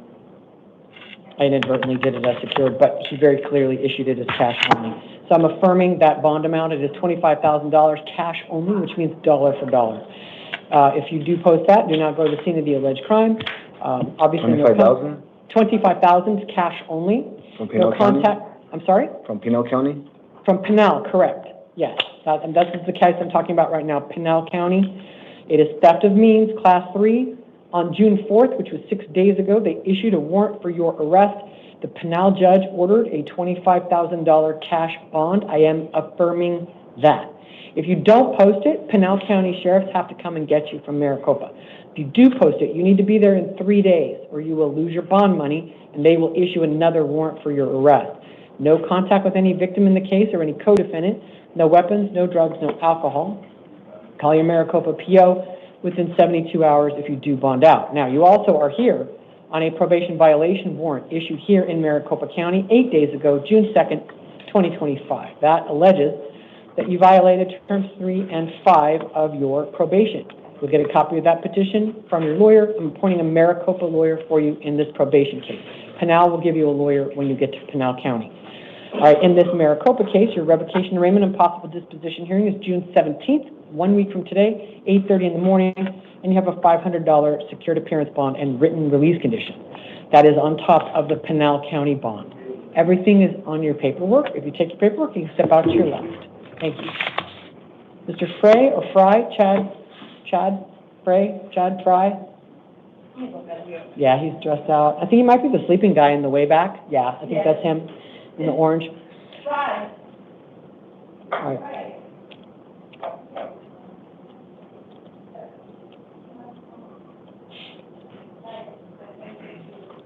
All right, and after him, officer, will be Mr. Lewis, Holden Lewis. All right, Mr. Fry, right there at the podium. Can I please have your full name and your date of birth? Chad Christopher Fry, Which date of birth? 3/2/73. All right, thank you. You're here on a new case. You were booked in for shoplifting, 3 counts of shoplifting and 3 counts of organized retail theft of merchandise. All of those are Class 4 felonies. The alleged offense dates range from February 15th to May 30th of this year. There is probable cause for all of those, and I am appointing a lawyer for you. Your next court date will be in 6 days. It's a status conference, June 16th, 8:30 in the morning in the downtown Superior Court, with a preliminary hearing June 19th at 8:30 in the same court. Bond is set at in your case, at $5,000 secured. If you post it, comply with all of your conditions. Do not go to the scene of the alleged crimes. No weapons, no drugs is on a valid prescription. You step to your left, she's got your paperwork. Thank you. Mr. Lewis, and then Jose Gonzalez. Will you go to the chair? Where's Alden Lewis? And then after that, Jose Gonzalez, will you please go to the chair? Hello, sir. Can I have your full name and your date of birth, please? Alden Javon Lewis, July 6, 1982. Okay, thanks. You're here on a new case. You got arrested for third-degree burglary. It's a Class 4 felony. There is probable cause for it, and I am appointing a lawyer for you. Your next court date is a status conference, June 16th at 8:30 in the morning, with a preliminary hearing June 19th at 8:30. Those are in the downtown Superior Court. And based on your criminal history, well, also you have a DOC hold, if you didn't know that you're on parole. DOC has a hold on you here at the jail, and means they're going to come get you if you do post bond. So I'm setting it at $5,000 secured with conditions. Again, if you post that bond, though, if they don't come get you, you have to call your parole officer within 24 hours. Don't go to the scene of the alleged crime. No contact with any of those employees. Everything's on your paperwork. If you take that, you can step out to your left. Okay. Thank you. Mr. Your Honor? Hussein? Yes, sir. When you say probable cause, what do you mean? Probable cause means the police have enough, they've alleged enough for the case to go forward. That it's not a very high standard, but they have met it. And it's not that you're convicted. It's not beyond a reasonable doubt. It's just, have they alleged with specificity the elements of the crime? They did. Okay. And so you'll get a lawyer. Your lawyer will help you defend against the crime. You're not convicted. This is just the bare beginning of the case. Okay. All right. Thank you. Thank you. Mr. Gonzalez, Jose Gonzalez. And for that, Danielle Lufon, will you please go to the chair? Danielle? Hello, sir. May I have your full name and your date of birth, please? Full name is Jose Gonzalez, date of birth 02/01/99. All right, thank you. You're here on a new case. You were arrested for criminal damage as a Class 1 misdemeanor and assault as a Class 2 misdemeanor. It's listed as a 3 on the paperwork, but the subsection they alleged and the one I do find probable cause for is a Class 2 misdemeanor. I'm not appointing a lawyer for you, though, because you don't financially qualify. It'll be up to the county attorney what you might ultimately be charged with. Your arraignment hearing is June 13th, 3 days from now.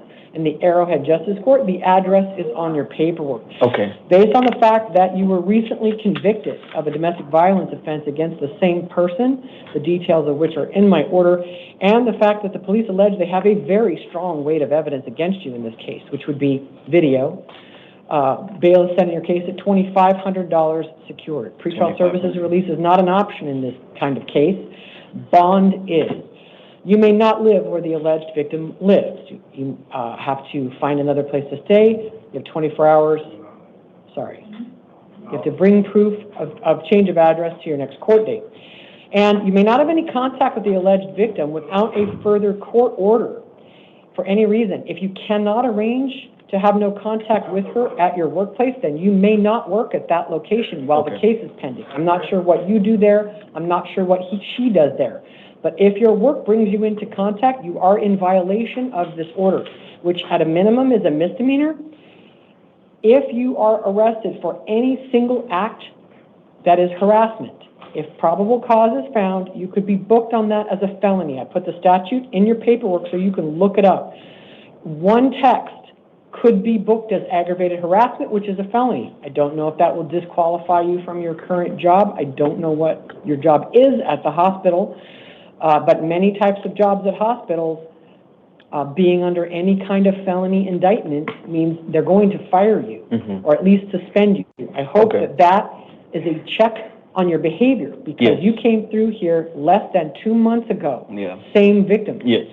And now you're back. So the court is not happy about that in terms of how it looks for your ability to comply with the release conditions. I don't know whether you're under a no contact order, and don't tell me, you don't have to. But I know that you may be under a no contact order out of the El Mirage City Court. I don't know that for a fact one direction or the other, so I'm not factoring that in. That actually makes it potentially a felony to do this, which is why I don't want you to tell me. Because you could incriminate yourself in a felony if you did tell me. So I want you to take it very seriously, Mr. Gonzalez, because an act of assault in violation of my order at a minimum is felony assault. It is aggravated assault. So please use your brain. Do not violate release conditions. No, of course not. Everything is on your paperwork, and don't imagine that the court doesn't take into account patterns. And the pattern in this case appears to be violent. Everything is on your paperwork. If you step to your left, you'll get a copy of that. Do not miss your court dates. Don't violate your release conditions. You can do a civil standby. You can do a civil standby to collect belongings. You may not go to that apartment on your own. What's your question? Everything's going to be on the paper? Everything. Okay, all right. Yes, Thank you so you much. bonded out before. I assume you will again, that you'll bond out. So be sure to comply with the conditions. If you do, you get your bond back, even if you are convicted. Okay. All right, thank you. Ms. Lujan? And then Marisol Solis, will you go to the chair?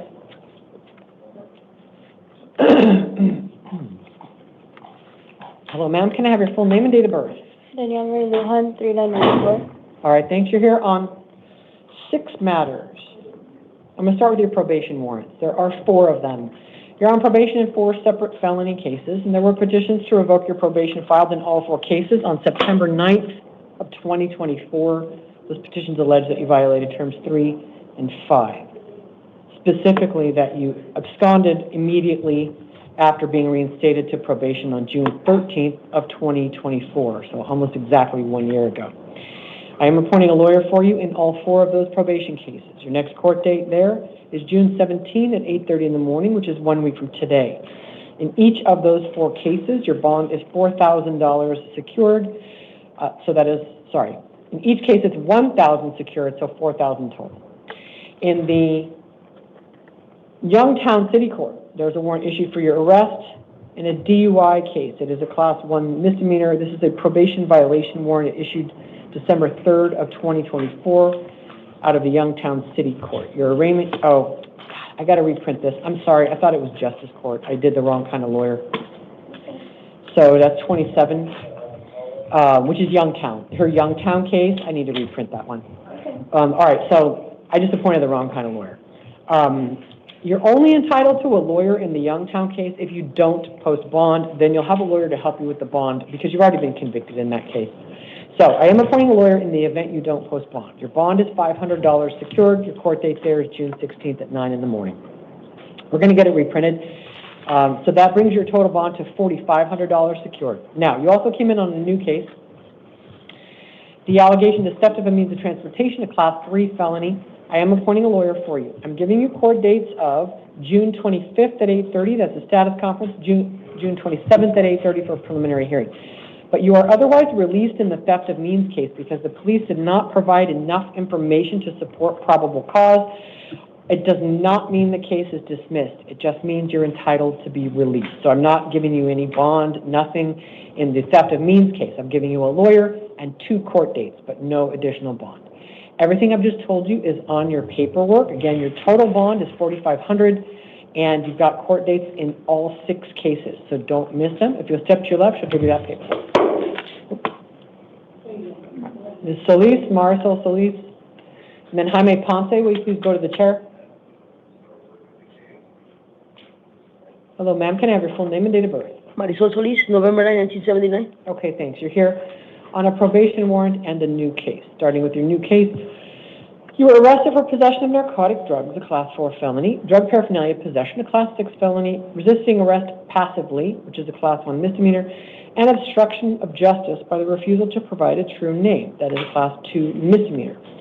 I am appointing a lawyer for you in this case and in your probation case. You are on felony probation, and there was already a warrant out for your arrest that was issued March 7th of this year because they filed another petition to revoke your probation, alleging that you violated terms 3 and 5. You'll get a copy of that from your lawyer. Again, you will have the same lawyer for both cases. You'll have slightly different court dates right now, but I'm sure they will come together in the system eventually. In the new case from yesterday, your status conference is June 16th at 8:30 in the morning, with a preliminary hearing on June 19th at 8:30 in the morning. In the probation case, you will go on the 17th, June 17th at 8:30 for a revocation arraignment and possible disposition hearing. You're bonded each of the 2 cases. Man, was I going too fast. I'm sorry, I got to reprint 11 as well. I didn't click any boxes. Sorry. 1 second, ma'am.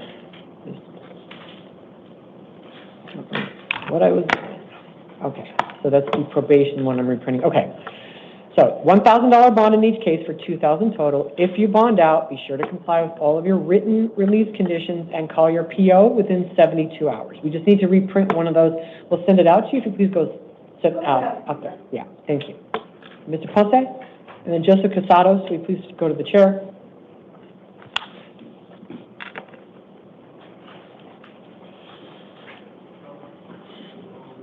All right, hello, sir. Can I have your full name and date of birth, please? Jaime Ponce, 11/18/1979. Okay, thank you. You're on 2 things. One's a probation warrant, one's a new case. In the new case, you're booked in for narcotic drug possession, a Class 4 felony, and drug paraphernalia possession, a Class 6 felony. There is probable cause for those, and I am appointing a lawyer for you, both in this case and in your probation case. There was a warrant out for you in your probation case that issued on May 22nd of this year. And that is because a petition to revoke your probation was filed. It alleges that you violated terms 3 and 5. You'll get a copy of it from your lawyer. Again, you should have the same lawyer for both cases. And you have slightly different court dates right now, but eventually they should come together in the system. In the new case from yesterday, your status conference is June 16th at 8:30 in the morning, which is this coming Monday, with a preliminary hearing June 19th at 8:30 in the morning. In the probation case, you will go on Tuesday, June 17th at 8:30 in the morning. That's a revocation arraignment and possible disposition hearing. In each of these 2 cases, your bond is $1,000 secured for $2,000 total. If you bond out, comply with all of your conditions and call your PO within 72 hours. Just step to your left, you get a copy of your paperwork. Thank you. All right, Mr. Casados. And then Jennifer Behrens, will you please go to the chair? Hello, sir. Can I have your full name and date of birth, please? 6/18/1968. You Joseph Casados? Joseph Casados. All right, thank you. You're here on 2 things. One is a new arrest going out of the Peoria City Court. The other one is a warrant from the Snowflake Justice Court. I'm going to start with that one. This is number 17 on the calendar. In the Snowflake Justice Court, there was a warrant issued for your arrest on July 17th of 2019. in a bad check case, which is a Class 1 misdemeanor. It appears you have been convicted based on them requesting or recommending a bond of $12,000 secured. My guess is that is a failure to pay. It also may be an initial arrest warrant. There's another indication of that. So you have to go to Snowflake Justice Court. Your arraignment hearing will be June 13th, which is 3 days from today, 8:30 in the morning. That address is on your paperwork. In the new case here in Maricopa County, you were accused of resisting arrest, a Class 1 misdemeanor. They're citing you into the Peoria City Court. Your next court date will be an arraignment hearing there, June 12th at 9 in the morning, so the day after tomorrow. And in the Snowflake case, bond is set in the amount of $250 secured with release conditions that include no victim contact. In the new case, I believe, well, I don't know anything about your prior criminal history. They didn't provide me with any. So I'm going to set what's called a placeholder bond. It's $50 secured. It's to make you eligible for credit for time in custody in case you don't have $300. Your total bond in the two cases is now $300. If you don't bond out, you'll have a lawyer to represent you in each case when just on the bond issue. You're not otherwise entitled to a lawyer. And I apologize. Hey, officer, I got to reprint one more. Well, I'm not saying that'll be the last one either. It'll be Peoria. I'm going to reprint the Peoria one. I forgot to click the no victim contact button. No, I did not. I apologize. Wait. No, wait. I did click it. I did. Nope, never mind. I'm good. Sorry, hang on. No, I could tell looking at it, I missed one. It's the arresting officers. Okay, apologies. I do have to reprint it. Okay, sorry. We do a lot in a short amount of time. Okay. So, yes, of course. Absolutely no contact with the alleged victim. Now, they didn't book you on any DV charges. I was kind of surprised given the nature of the probable cause, but they did not. What they booked you on was resisting arrest, and the victim in a resisting arrest is the officer or officers. So no contact with them. Even if they contact you first, no weapons, no drugs, no alcohol. Well, suppose if they contact you first, you probably can't help it. You may not initiate contact with the arresting officers.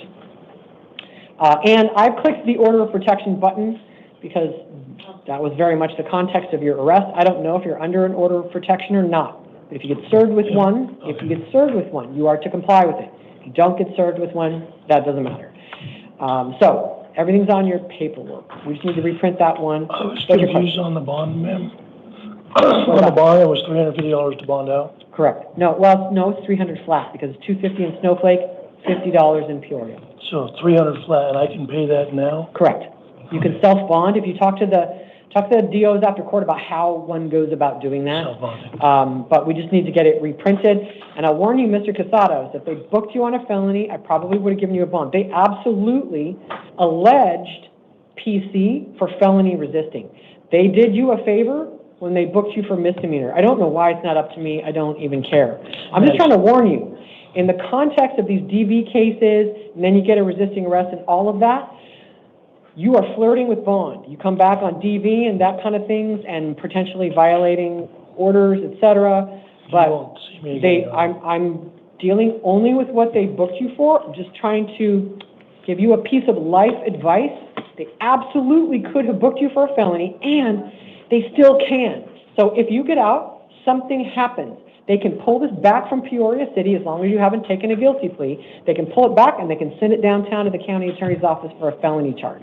Because that was well beyond what was necessary for a felony, but they booked you on it for a misdemeanor. Again, that is up to them. That's a choice certainly they get to make. I just want to warn you, because what they allege smells like future problems to me. Doesn't mean it's going to be. I'm just trying to give you a clue, Mr. Casados. I'd have probably given you a $1,000 bond if they'd have booked you on it as a felony. So, I guess proceed accordingly. You're not going to see me again, Your Honor. What's that? So you're not going to see me again, Your That Honor. is sincerely my hope. All right, if you step to your left, you get your paperwork. All right, Ms. Behrens. And then Julio Alvarez. We go to the chair.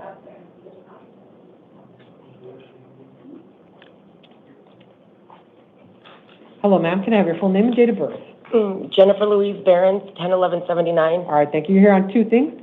One is a warrant out of West Mesa Justice Court. One is an arrest warrant. Out of West Mesa Justice Court, you've been accused of criminal speeding, a Class 3 misdemeanor, and driving on a suspended license, which is a Class 1 misdemeanor. Your arraignment hearing will be June 13th, which is 3 days from now, 8:30 in the morning in the East Mesa Justice Court. You've also been charged with 2 felonies in a criminal complaint. They are both shoplifting with 2 or more shoplifting convictions.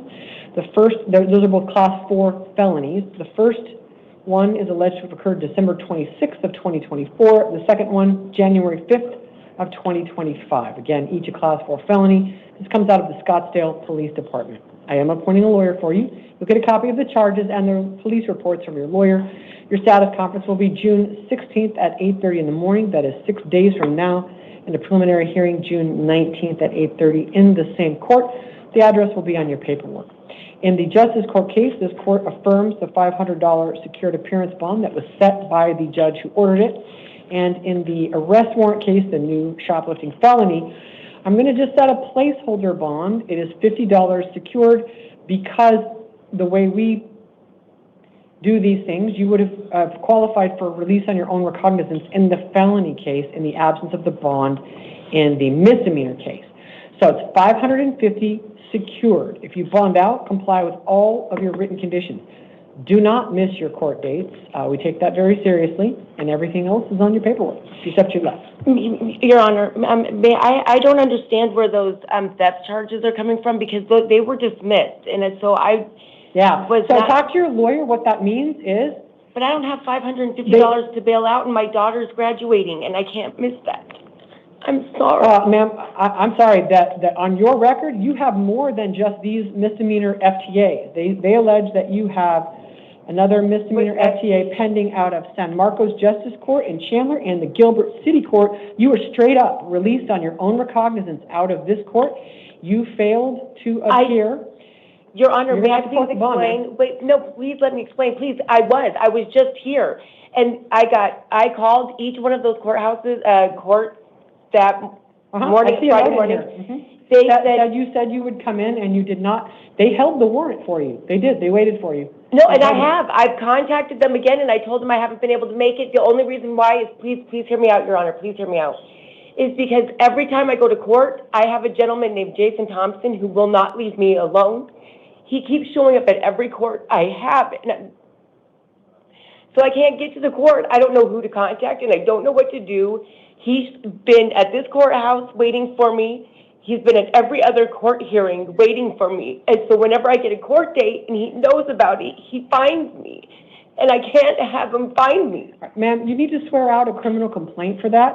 This court, I'm not going to take your word for that when I have an order of protection against him. I see it. But ma'am, you have FTA warrants in multiple courts. You have a strong motive to be less than entirely forthcoming with this court. And I repeat, this court released you on your own recognizance. The last time you did not go. I did. The last time I was. You are not without criminal history. Your Honor, the last time I posted bail, I posted bail $100 per one. I did pay bail. But I can't, I'm going to miss my daughter's graduation. I don't have $550 again. And I promise you. And ma'am, that may be true. That may be true. If that is true, that is unfortunate. There's not a good time to be arrested. If you step to your left, you get your paperwork. Julio Alvarez. Hello, sir. Can I have your full name and your date of birth? Julio Alvarez, June 6. All right, thank you. Mr. Alvarez, you are here on a warrant from the Kyrene Justice Court. This is a post-conviction failure to comply warrant. That is a failure to appear at the last hearing on that topic. So your arraignment hearing will be June 13th at 8:30 in the morning in the Kyrene Justice Court. Your bond is $250. It is secured. If you do not post it, you'll have a lawyer there to help you with the bond. Everything is on your paperwork. If you step to your left, you can get a copy of that. Mr. Hummel, Michael Hummel. And then Ambrose Johnson, will you go to the chair? There's Michael Hummel.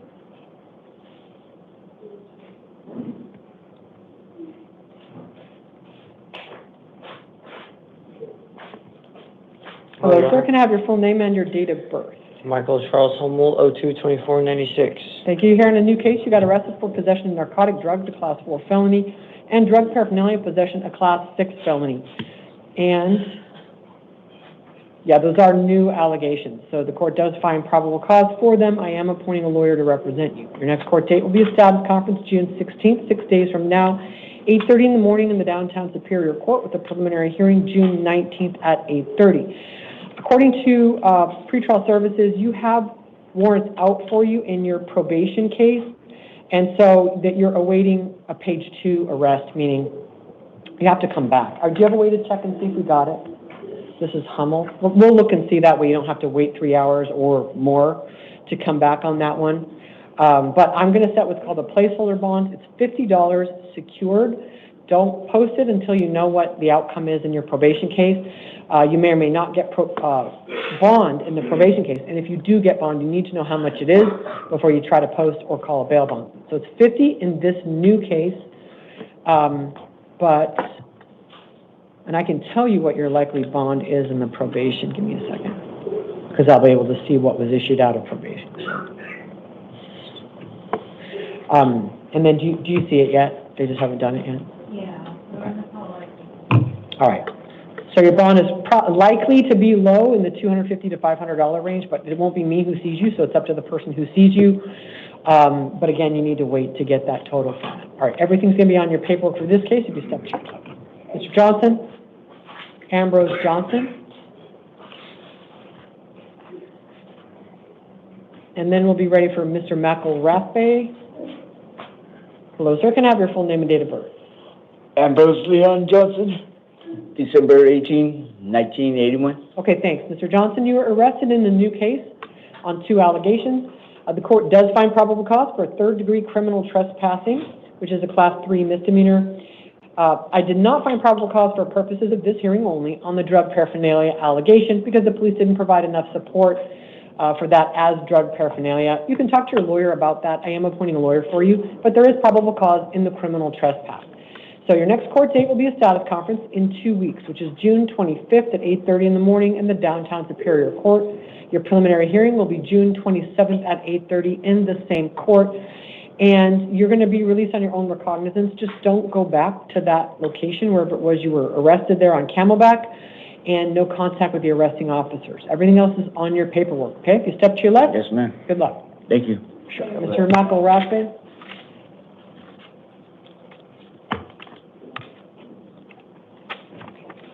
Hello, sir. Can I have your full name and your date of birth, please? Patrick McCarrick Bay, 052702, Your Honor. Okay, thanks. How do you say your last name? McCarrick Bay. McCarrick Bay? Okay, thanks.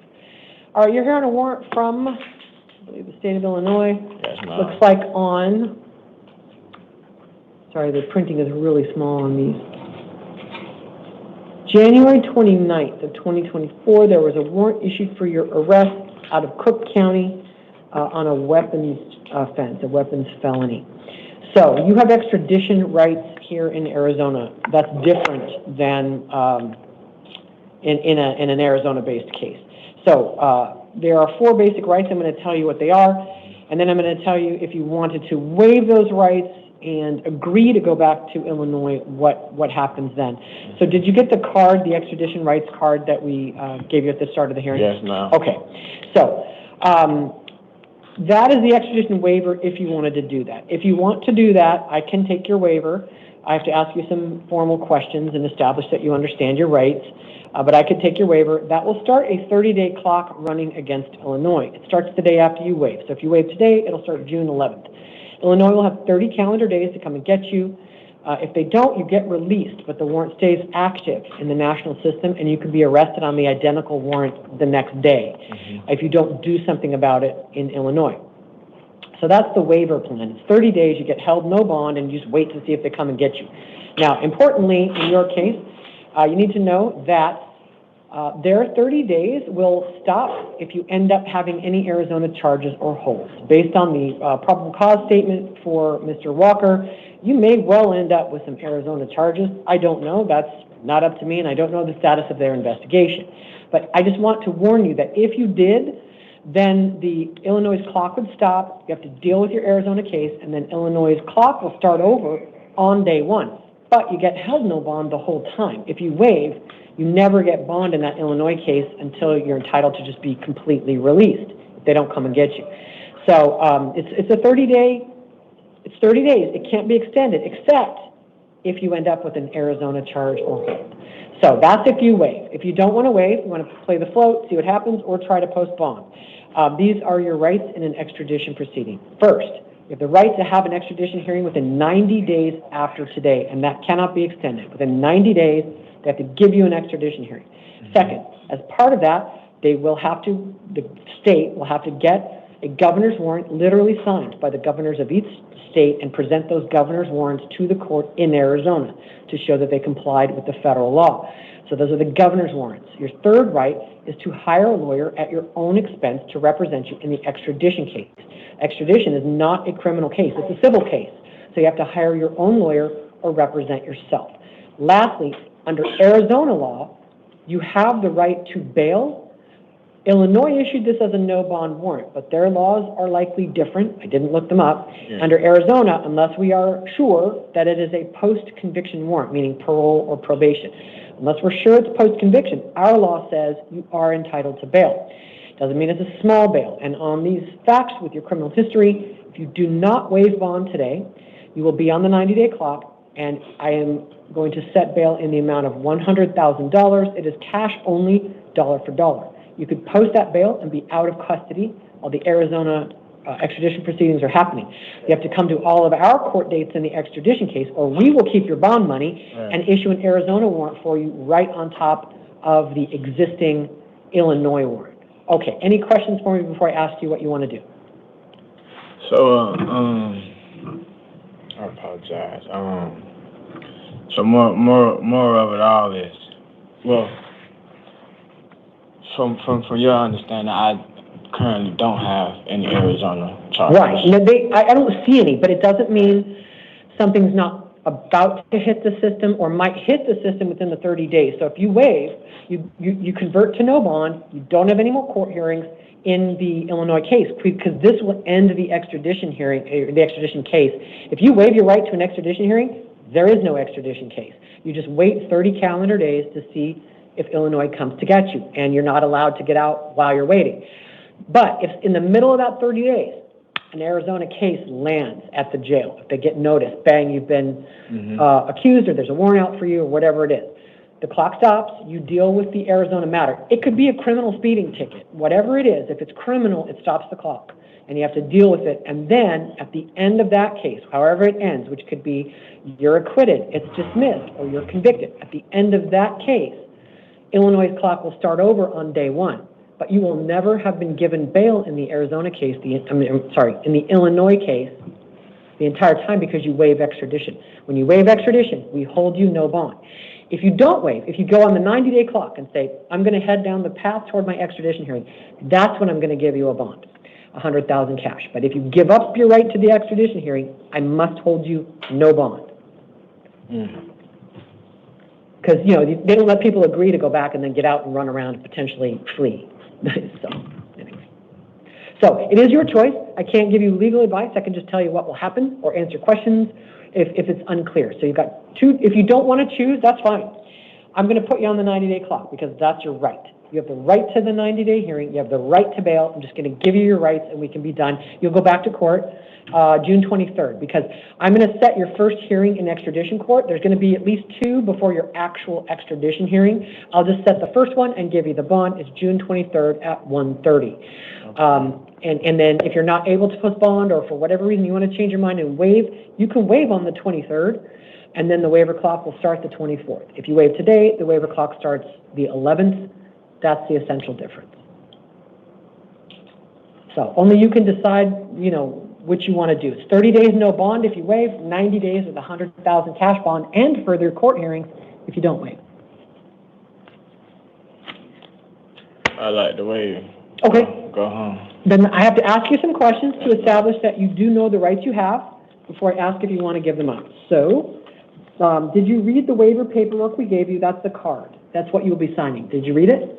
Yeah. Okay. Laminated. Yeah. Sorry? Yes, okay. Ma'am. Do you understand that you do not have to sign that waiver of extradition? Yes, ma'am. Do you understand that you have the right to have an extradition hearing here in Arizona? Yes, ma'am. Do you understand that you have the right to hire a lawyer at your own expense for the extradition case? Yes, ma'am. Do you understand that you have the right to insist that that governor's warrant be signed by the governors of both states before you are taken back to Illinois? I need to hear the answer. Yes, ma'am. Okay, thanks. Because somebody might transcribe this one day. Okay. All right. And do you understand that you have the right to bail if you don't waive? But you said, Sure. Do you understand that if you waive extradition, I'm going to hold you no bond? Do you know that? you said no bond.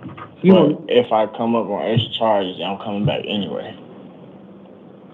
It'll stop the clock, right? And yeah, and or if Illinois takes you and then Arizona charges you, then Arizona could extradite you from Illinois. Okay. But if you can't decide, if you're struggling with deciding, it's okay. I can just give you, have you keep your rights. I'll set your next court date, and really nothing has changed other than if you waive on the 23rd, it'll start, the 30 days will start the 24th, whereas if you waive today, the 30 days starts on the 11th. So it's about 30 days difference on the clock. 13 days difference, waiving now versus waiving later.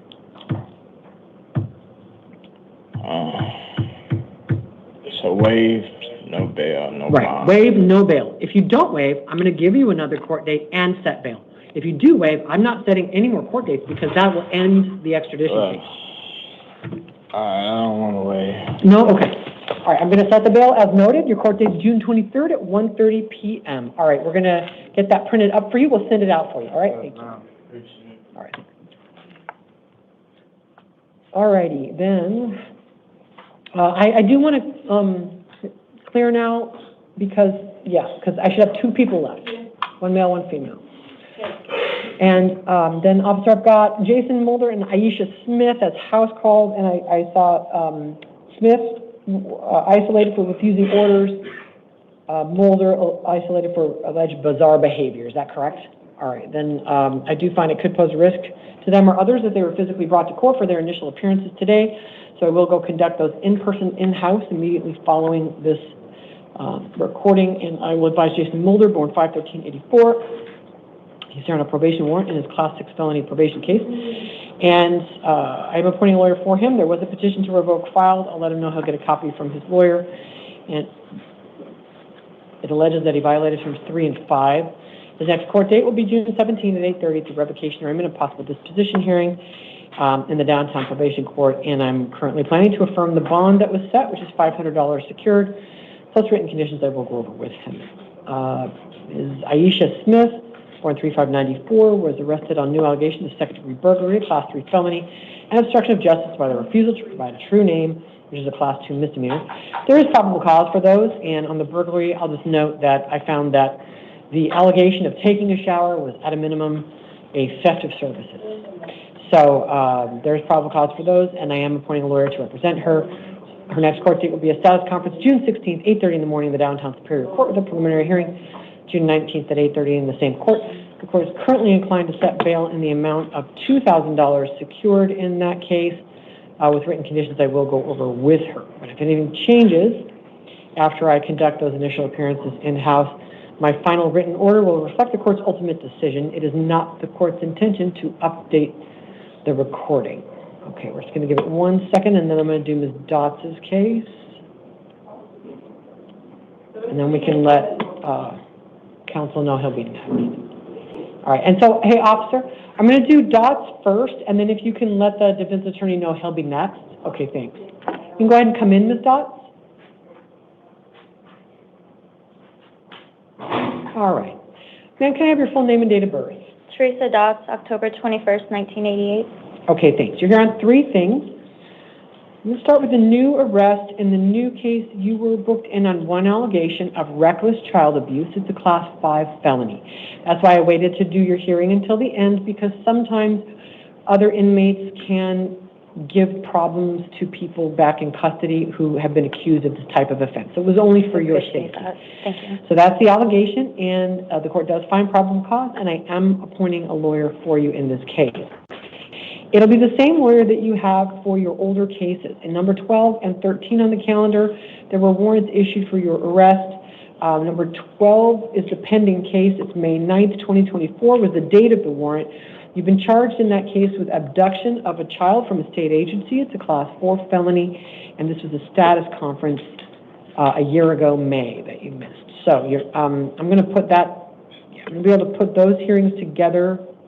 Let me double check this other one. I thought that was a probation warrant. No, okay. The other one's pending as well.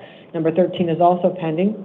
And you've been charged with dangerous drug possession, Class 4 felony, and drug paraphernalia possession, Class 6 felony. It was a preliminary hearing in that drug case that you missed also on May 9th of 2024. All right, so you should end up with the same lawyer for everything.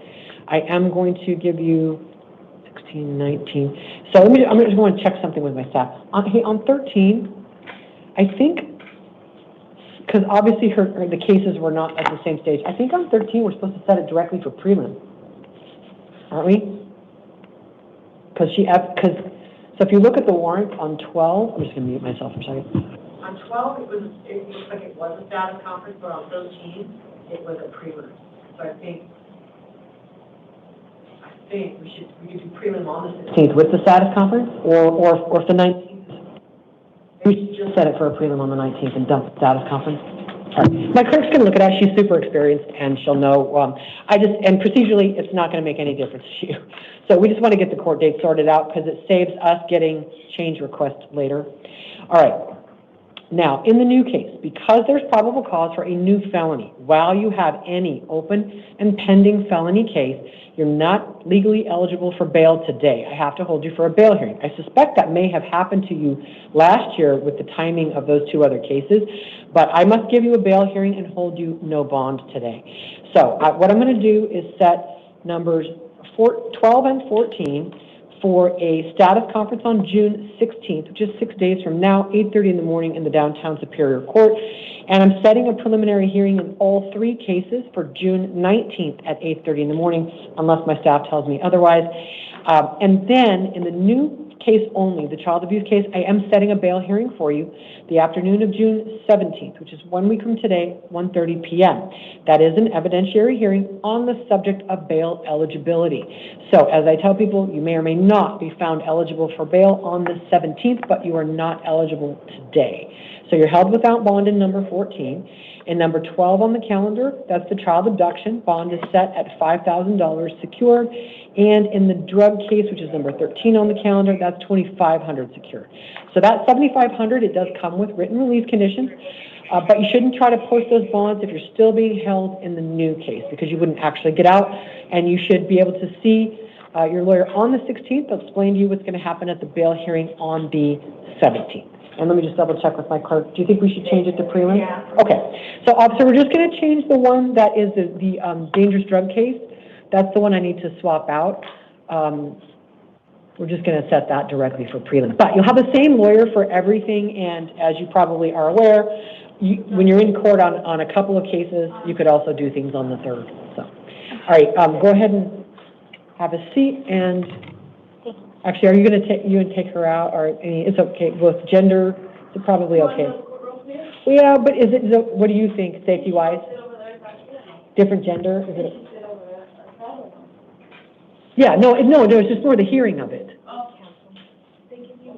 Yeah, let's see if we can just get her out of here real quick. All right, just 1 second. And so, counsel, let me just check with you. Would you like me to clear? Because she's just a female and your client, I think. I'm happy to, if you. Okay. All right, it's just going to take a second. Okay. So can you come over here, please? Yeah, I think she's just going to have him sit there so she can clear it. Yeah, because she's all alone.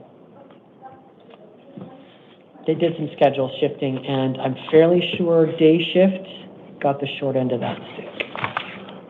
You know, ever since 50, I can't hear shit.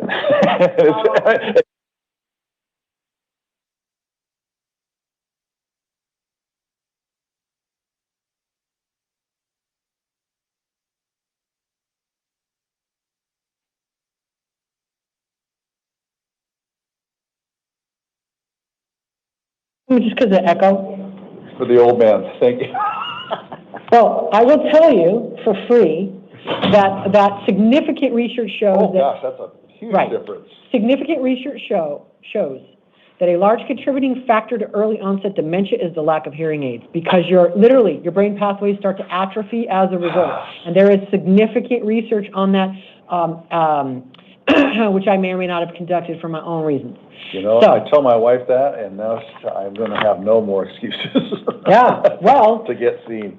Yeah, exactly. So in any event, that's like the number one most avoidable contributing factor. Well, yeah, because it doesn't take any effort. You don't actually have to exercise or eat right. You just have to put things in your ears. Alrighty, on the topic of this case, I'm going to start with your full name, Mr. Saavedra. My name is James Saavedra Flores, What's your date of birth, sir? September 24th of 2005. Okay, thank you. And then the appearance of the state, please, Personal on behalf of the state. and defense. Good morning, Your Honor. Mark Adair, Suzuki Law, on behalf of Mr. Flores. All right, thank you. Mr. Saavedra Flores, you have been arrested on the following allegations. 4 allegations of sexual conduct with a minor. Each of those is a Class 2 felony. 1 allegation of child molestation as a Class 2 felony. 1 allegation of sexual abuse as a Class 2 felony. Before I turn to any question of bail or release, counsel, did you want to be heard on probable cause? If I may, Your Honor, thank you. Specifically, I think the most problematic charge that I'm identifying as lacking in probable cause is the 1 count of molestation. Your Honor, as the court is aware, it does require a touching, fondling, or manipulation of genitals. In this particular case, I believe, if I'm reading the probable cause statement correctly, this was supposedly a video that an officer viewed, I think maybe from Instagram, which I find hard to believe since I'm very familiar with their policies. But anyway, saying my client was on top of her, specifically saying that there was no penetration, does not identify the ability to see genitals at all, let alone manipulation. I think that the statement concludes it has to be at a minimum, or he said it would be at a minimum showing, here it is, masturbatory contact between the defendant's penis and the juvenile female. Again, he didn't say anything about being able to see the penis. It was obvious, and he's indicating that she's the one moaning, not him.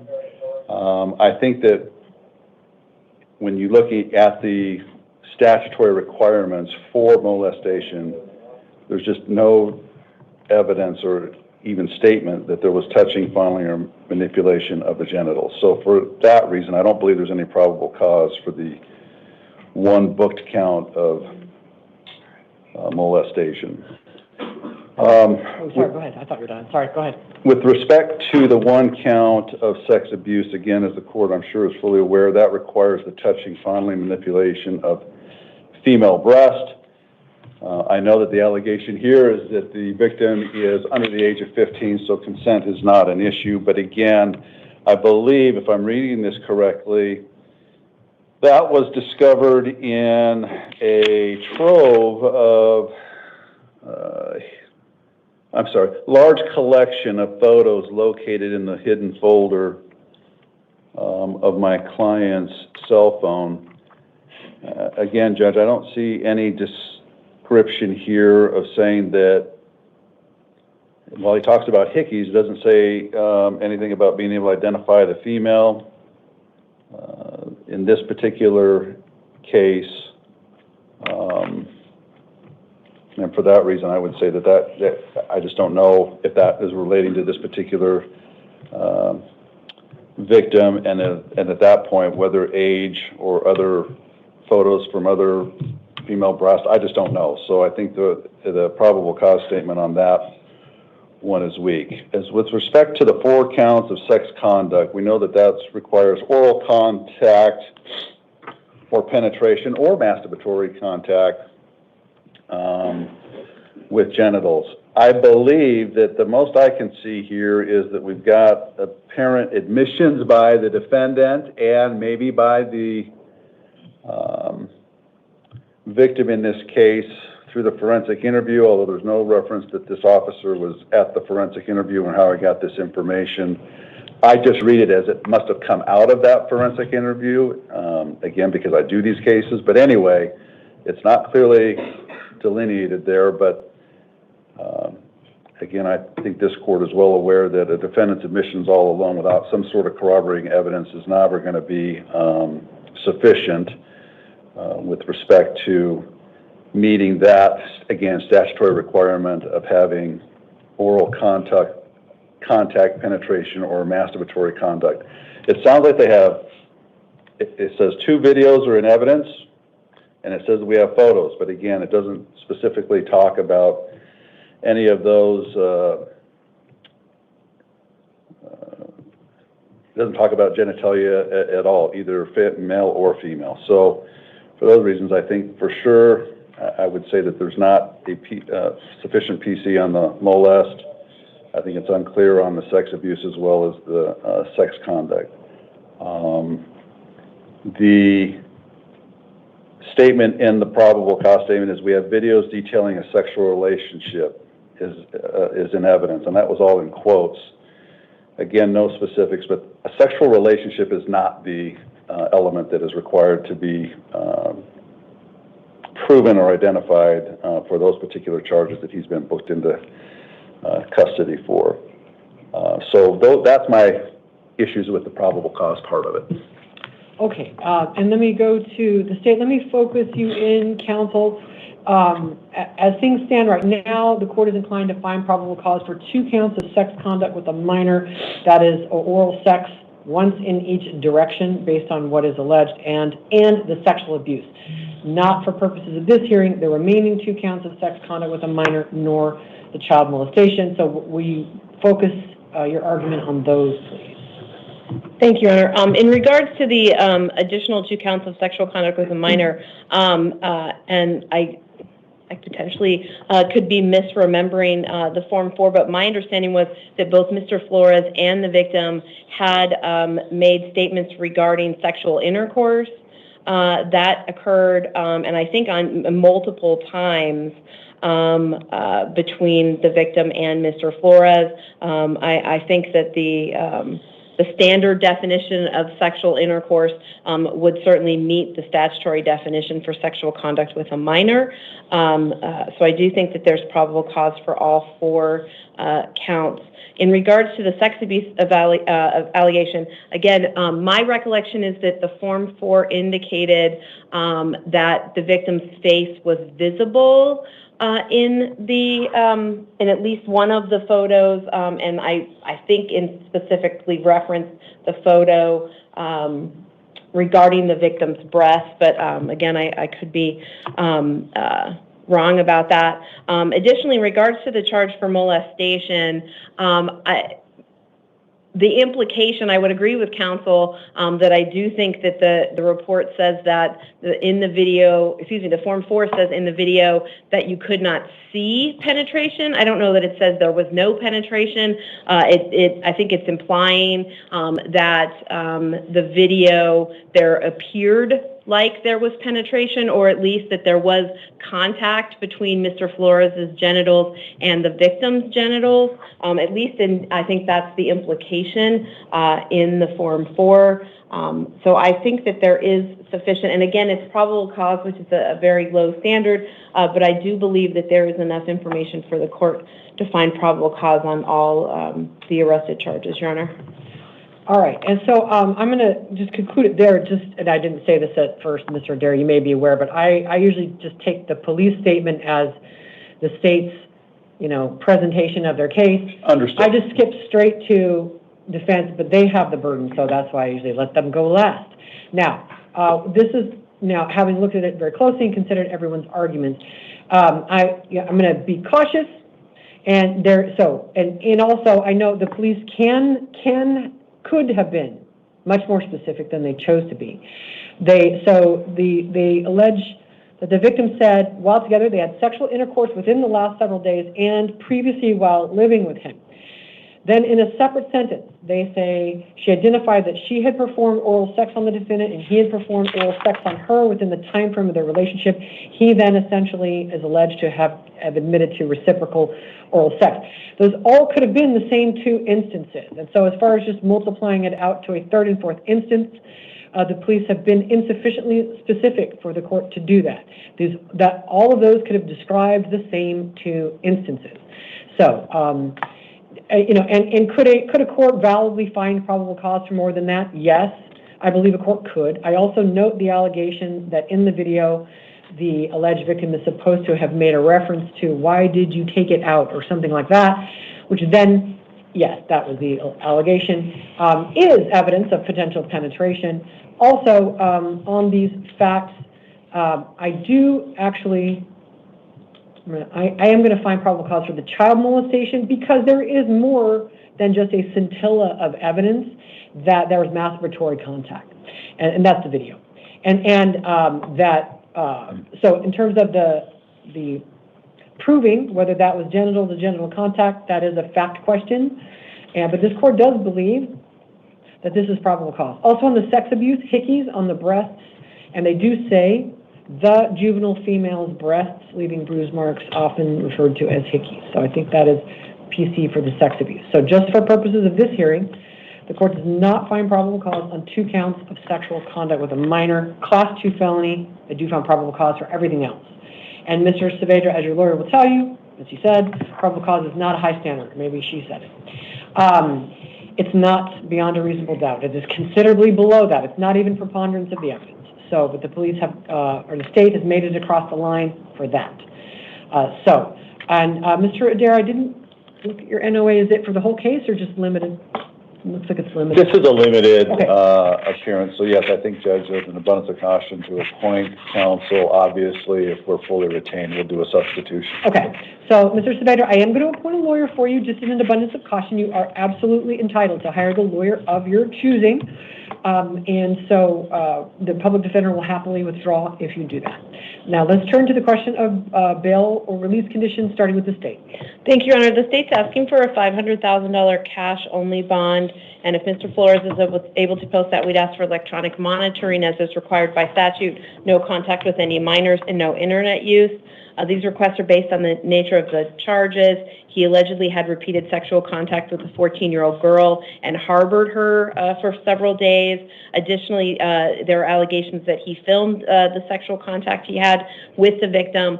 We are concerned that he's a danger to the community. All right, Mr. Adair. Thank you, Judge. With the victim, we are concerned that he's a danger to the community. All right, Mr. Adair. Thank you, Judge. Clearly, we know that there are a number of release conditions that are mandatory in sex offense cases, and I would respectfully argue that they are sufficient to protect the safety of the community in a case like this. I think that the state's request for $500,000 cash only is purely punitive in nature. What I would like the court to be aware of, if the state's going to be so bold as to say that he was harboring her, what I am being advised is that after police had contact with James in April of this year to say, hey, she's underage, that the alleged victim reached out to him and said, I'm pregnant, and the reason that that was all said is because my parents disapproved of my relationship with you. And we need to talk. We talked about being pregnant, and that's when they got together here in May. I am fully aware that under the law, you cannot consent if you're under the age of 18, but that is clearly what we have here. There is not a huge disparate difference in age between James and this victim. If she, and by the way, when she had said, I'm pregnant, and it was all done so that my parents would try to get us to terminate this relationship, she brought him proof, and I don't have that, Judge, so I don't want to speak of it, proof that she was of age. So it was consensual, even though legally I know that there was no consent. She was of age as in 18? That she provided him, yeah. Oh. That's not in the probable cause Okay. statement, I'm just learning and as I'm Okay. talking with my client. But I think that to say that he was harboring her, that he somehow aided in her being a runaway or something like that is too big of a leap, and I don't want it to shade this is court's view, certainly, of my client in terms of trying to determine if he is an actual threat to the community. He clearly has no other charges like this. As my understanding, he has no criminal history whatsoever. Is he a flight risk? He's a lifelong resident of Arizona. He was born here. The reference in the PC statement to the apartment in Chandler is his family's apartment. It's his family that hired us to be here today. He certainly has a place to go. My understanding, she lives in Mesa. He is not a threat to fail to appear. Like I say, his whole family's here, not just his immediate family, but his extended family. He does have a job. He works at McDonald's there in Chandler. Again, no history whatsoever, and there's just enough that this court can do in fashion to assure that he's going to make those future court appearances, plus the cooperation of his family to make sure he gets to court.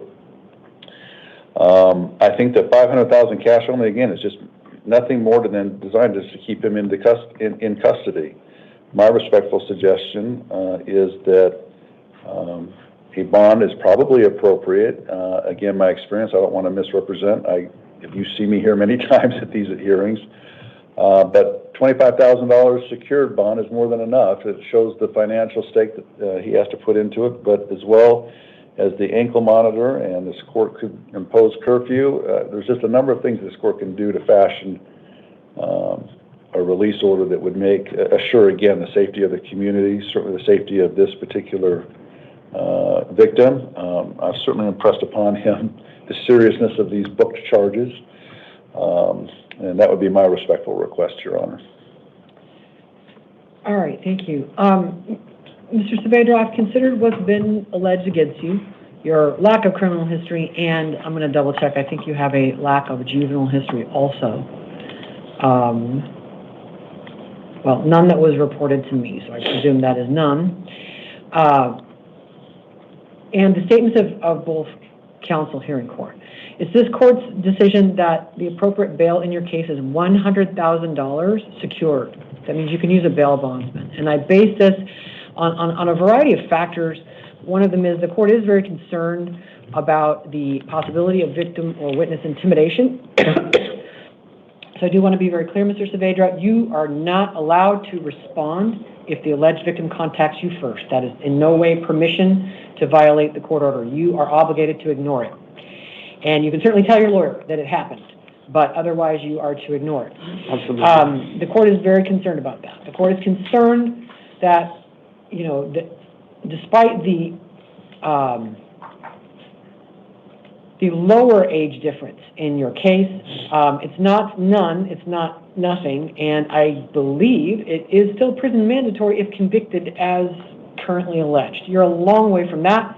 I'm not telling you you're going to be convicted. What I'm telling you is you face the potential of a mandatory prison sentence. The court has considered that. I also consider that you are probably less likely to successfully flee being 18 years old and without apparent means to do so or ties to other locations. That will make it very hard to do that successfully. So I think less bail is required. The court is also not unaware of the possibility of some outcome short of a mandatory, lengthy mandatory prison sentence in a case of this exact nature. The court is in no way condoning the allegations, in no way, and the legislature has categorically made these things illegal that you are accused of, very extra illegal. But that being said, on the continuum of the way these cases present, yours would be toward the end where the court is less concerned, not unconcerned, but less concerned about victim safety issues, flight risk, and reoffending. So, that is my decision for today. It is $100,000, it is secured. You must wear an ankle monitor. If you post it, that's not optional. That also means you can't leave Maricopa County, even if you post bail, without advance permission from the court, because we can only electronic monitor you within the county. Absolutely, no contact with the alleged victim or her family. Do not respond to any. Don't go to the scene of any of the alleged crimes. Oh, is that perhaps your client's residence? No, Judge, it looks like it, well, I think that in my reading of the PC statement, they did, back in the very first contact, they did locate her at, Okay, that was April. Unless the state objects, he can go to his own residence. Yeah. Thank you. I would say the Fine, Your Honor. against returning to the scene does not include your own residence. Yeah, that's it, on Ray Road in Chandler. Yeah, apartment on Ray Road in Chandler, Judge. Okay, so yes, you can still go to your residence. No weapons, no drugs, no alcohol. If you are served with any kind of order of protection or order against harassment, you have to comply with that as well. If you're not, it doesn't count. We do need to reprint your paperwork. Your Honor, the state did also ask for no internet use, given the fact that there were videos. Oh, okay. And did you want to be heard on that? What I usually order, Mr. Adair, is no use of the internet except solely for work, school, or case-related purposes. So it's computer usage terms with those parameters. Yes, that's what I typically order unless the state is asking. No, so that's basically, it puts you off of social media, you know, the usual things people do with their phone. And I think social media is the devil, so I mean, I certainly don't object, but you understand what she's saying? I do. Okay. That's fine, Judge. All right.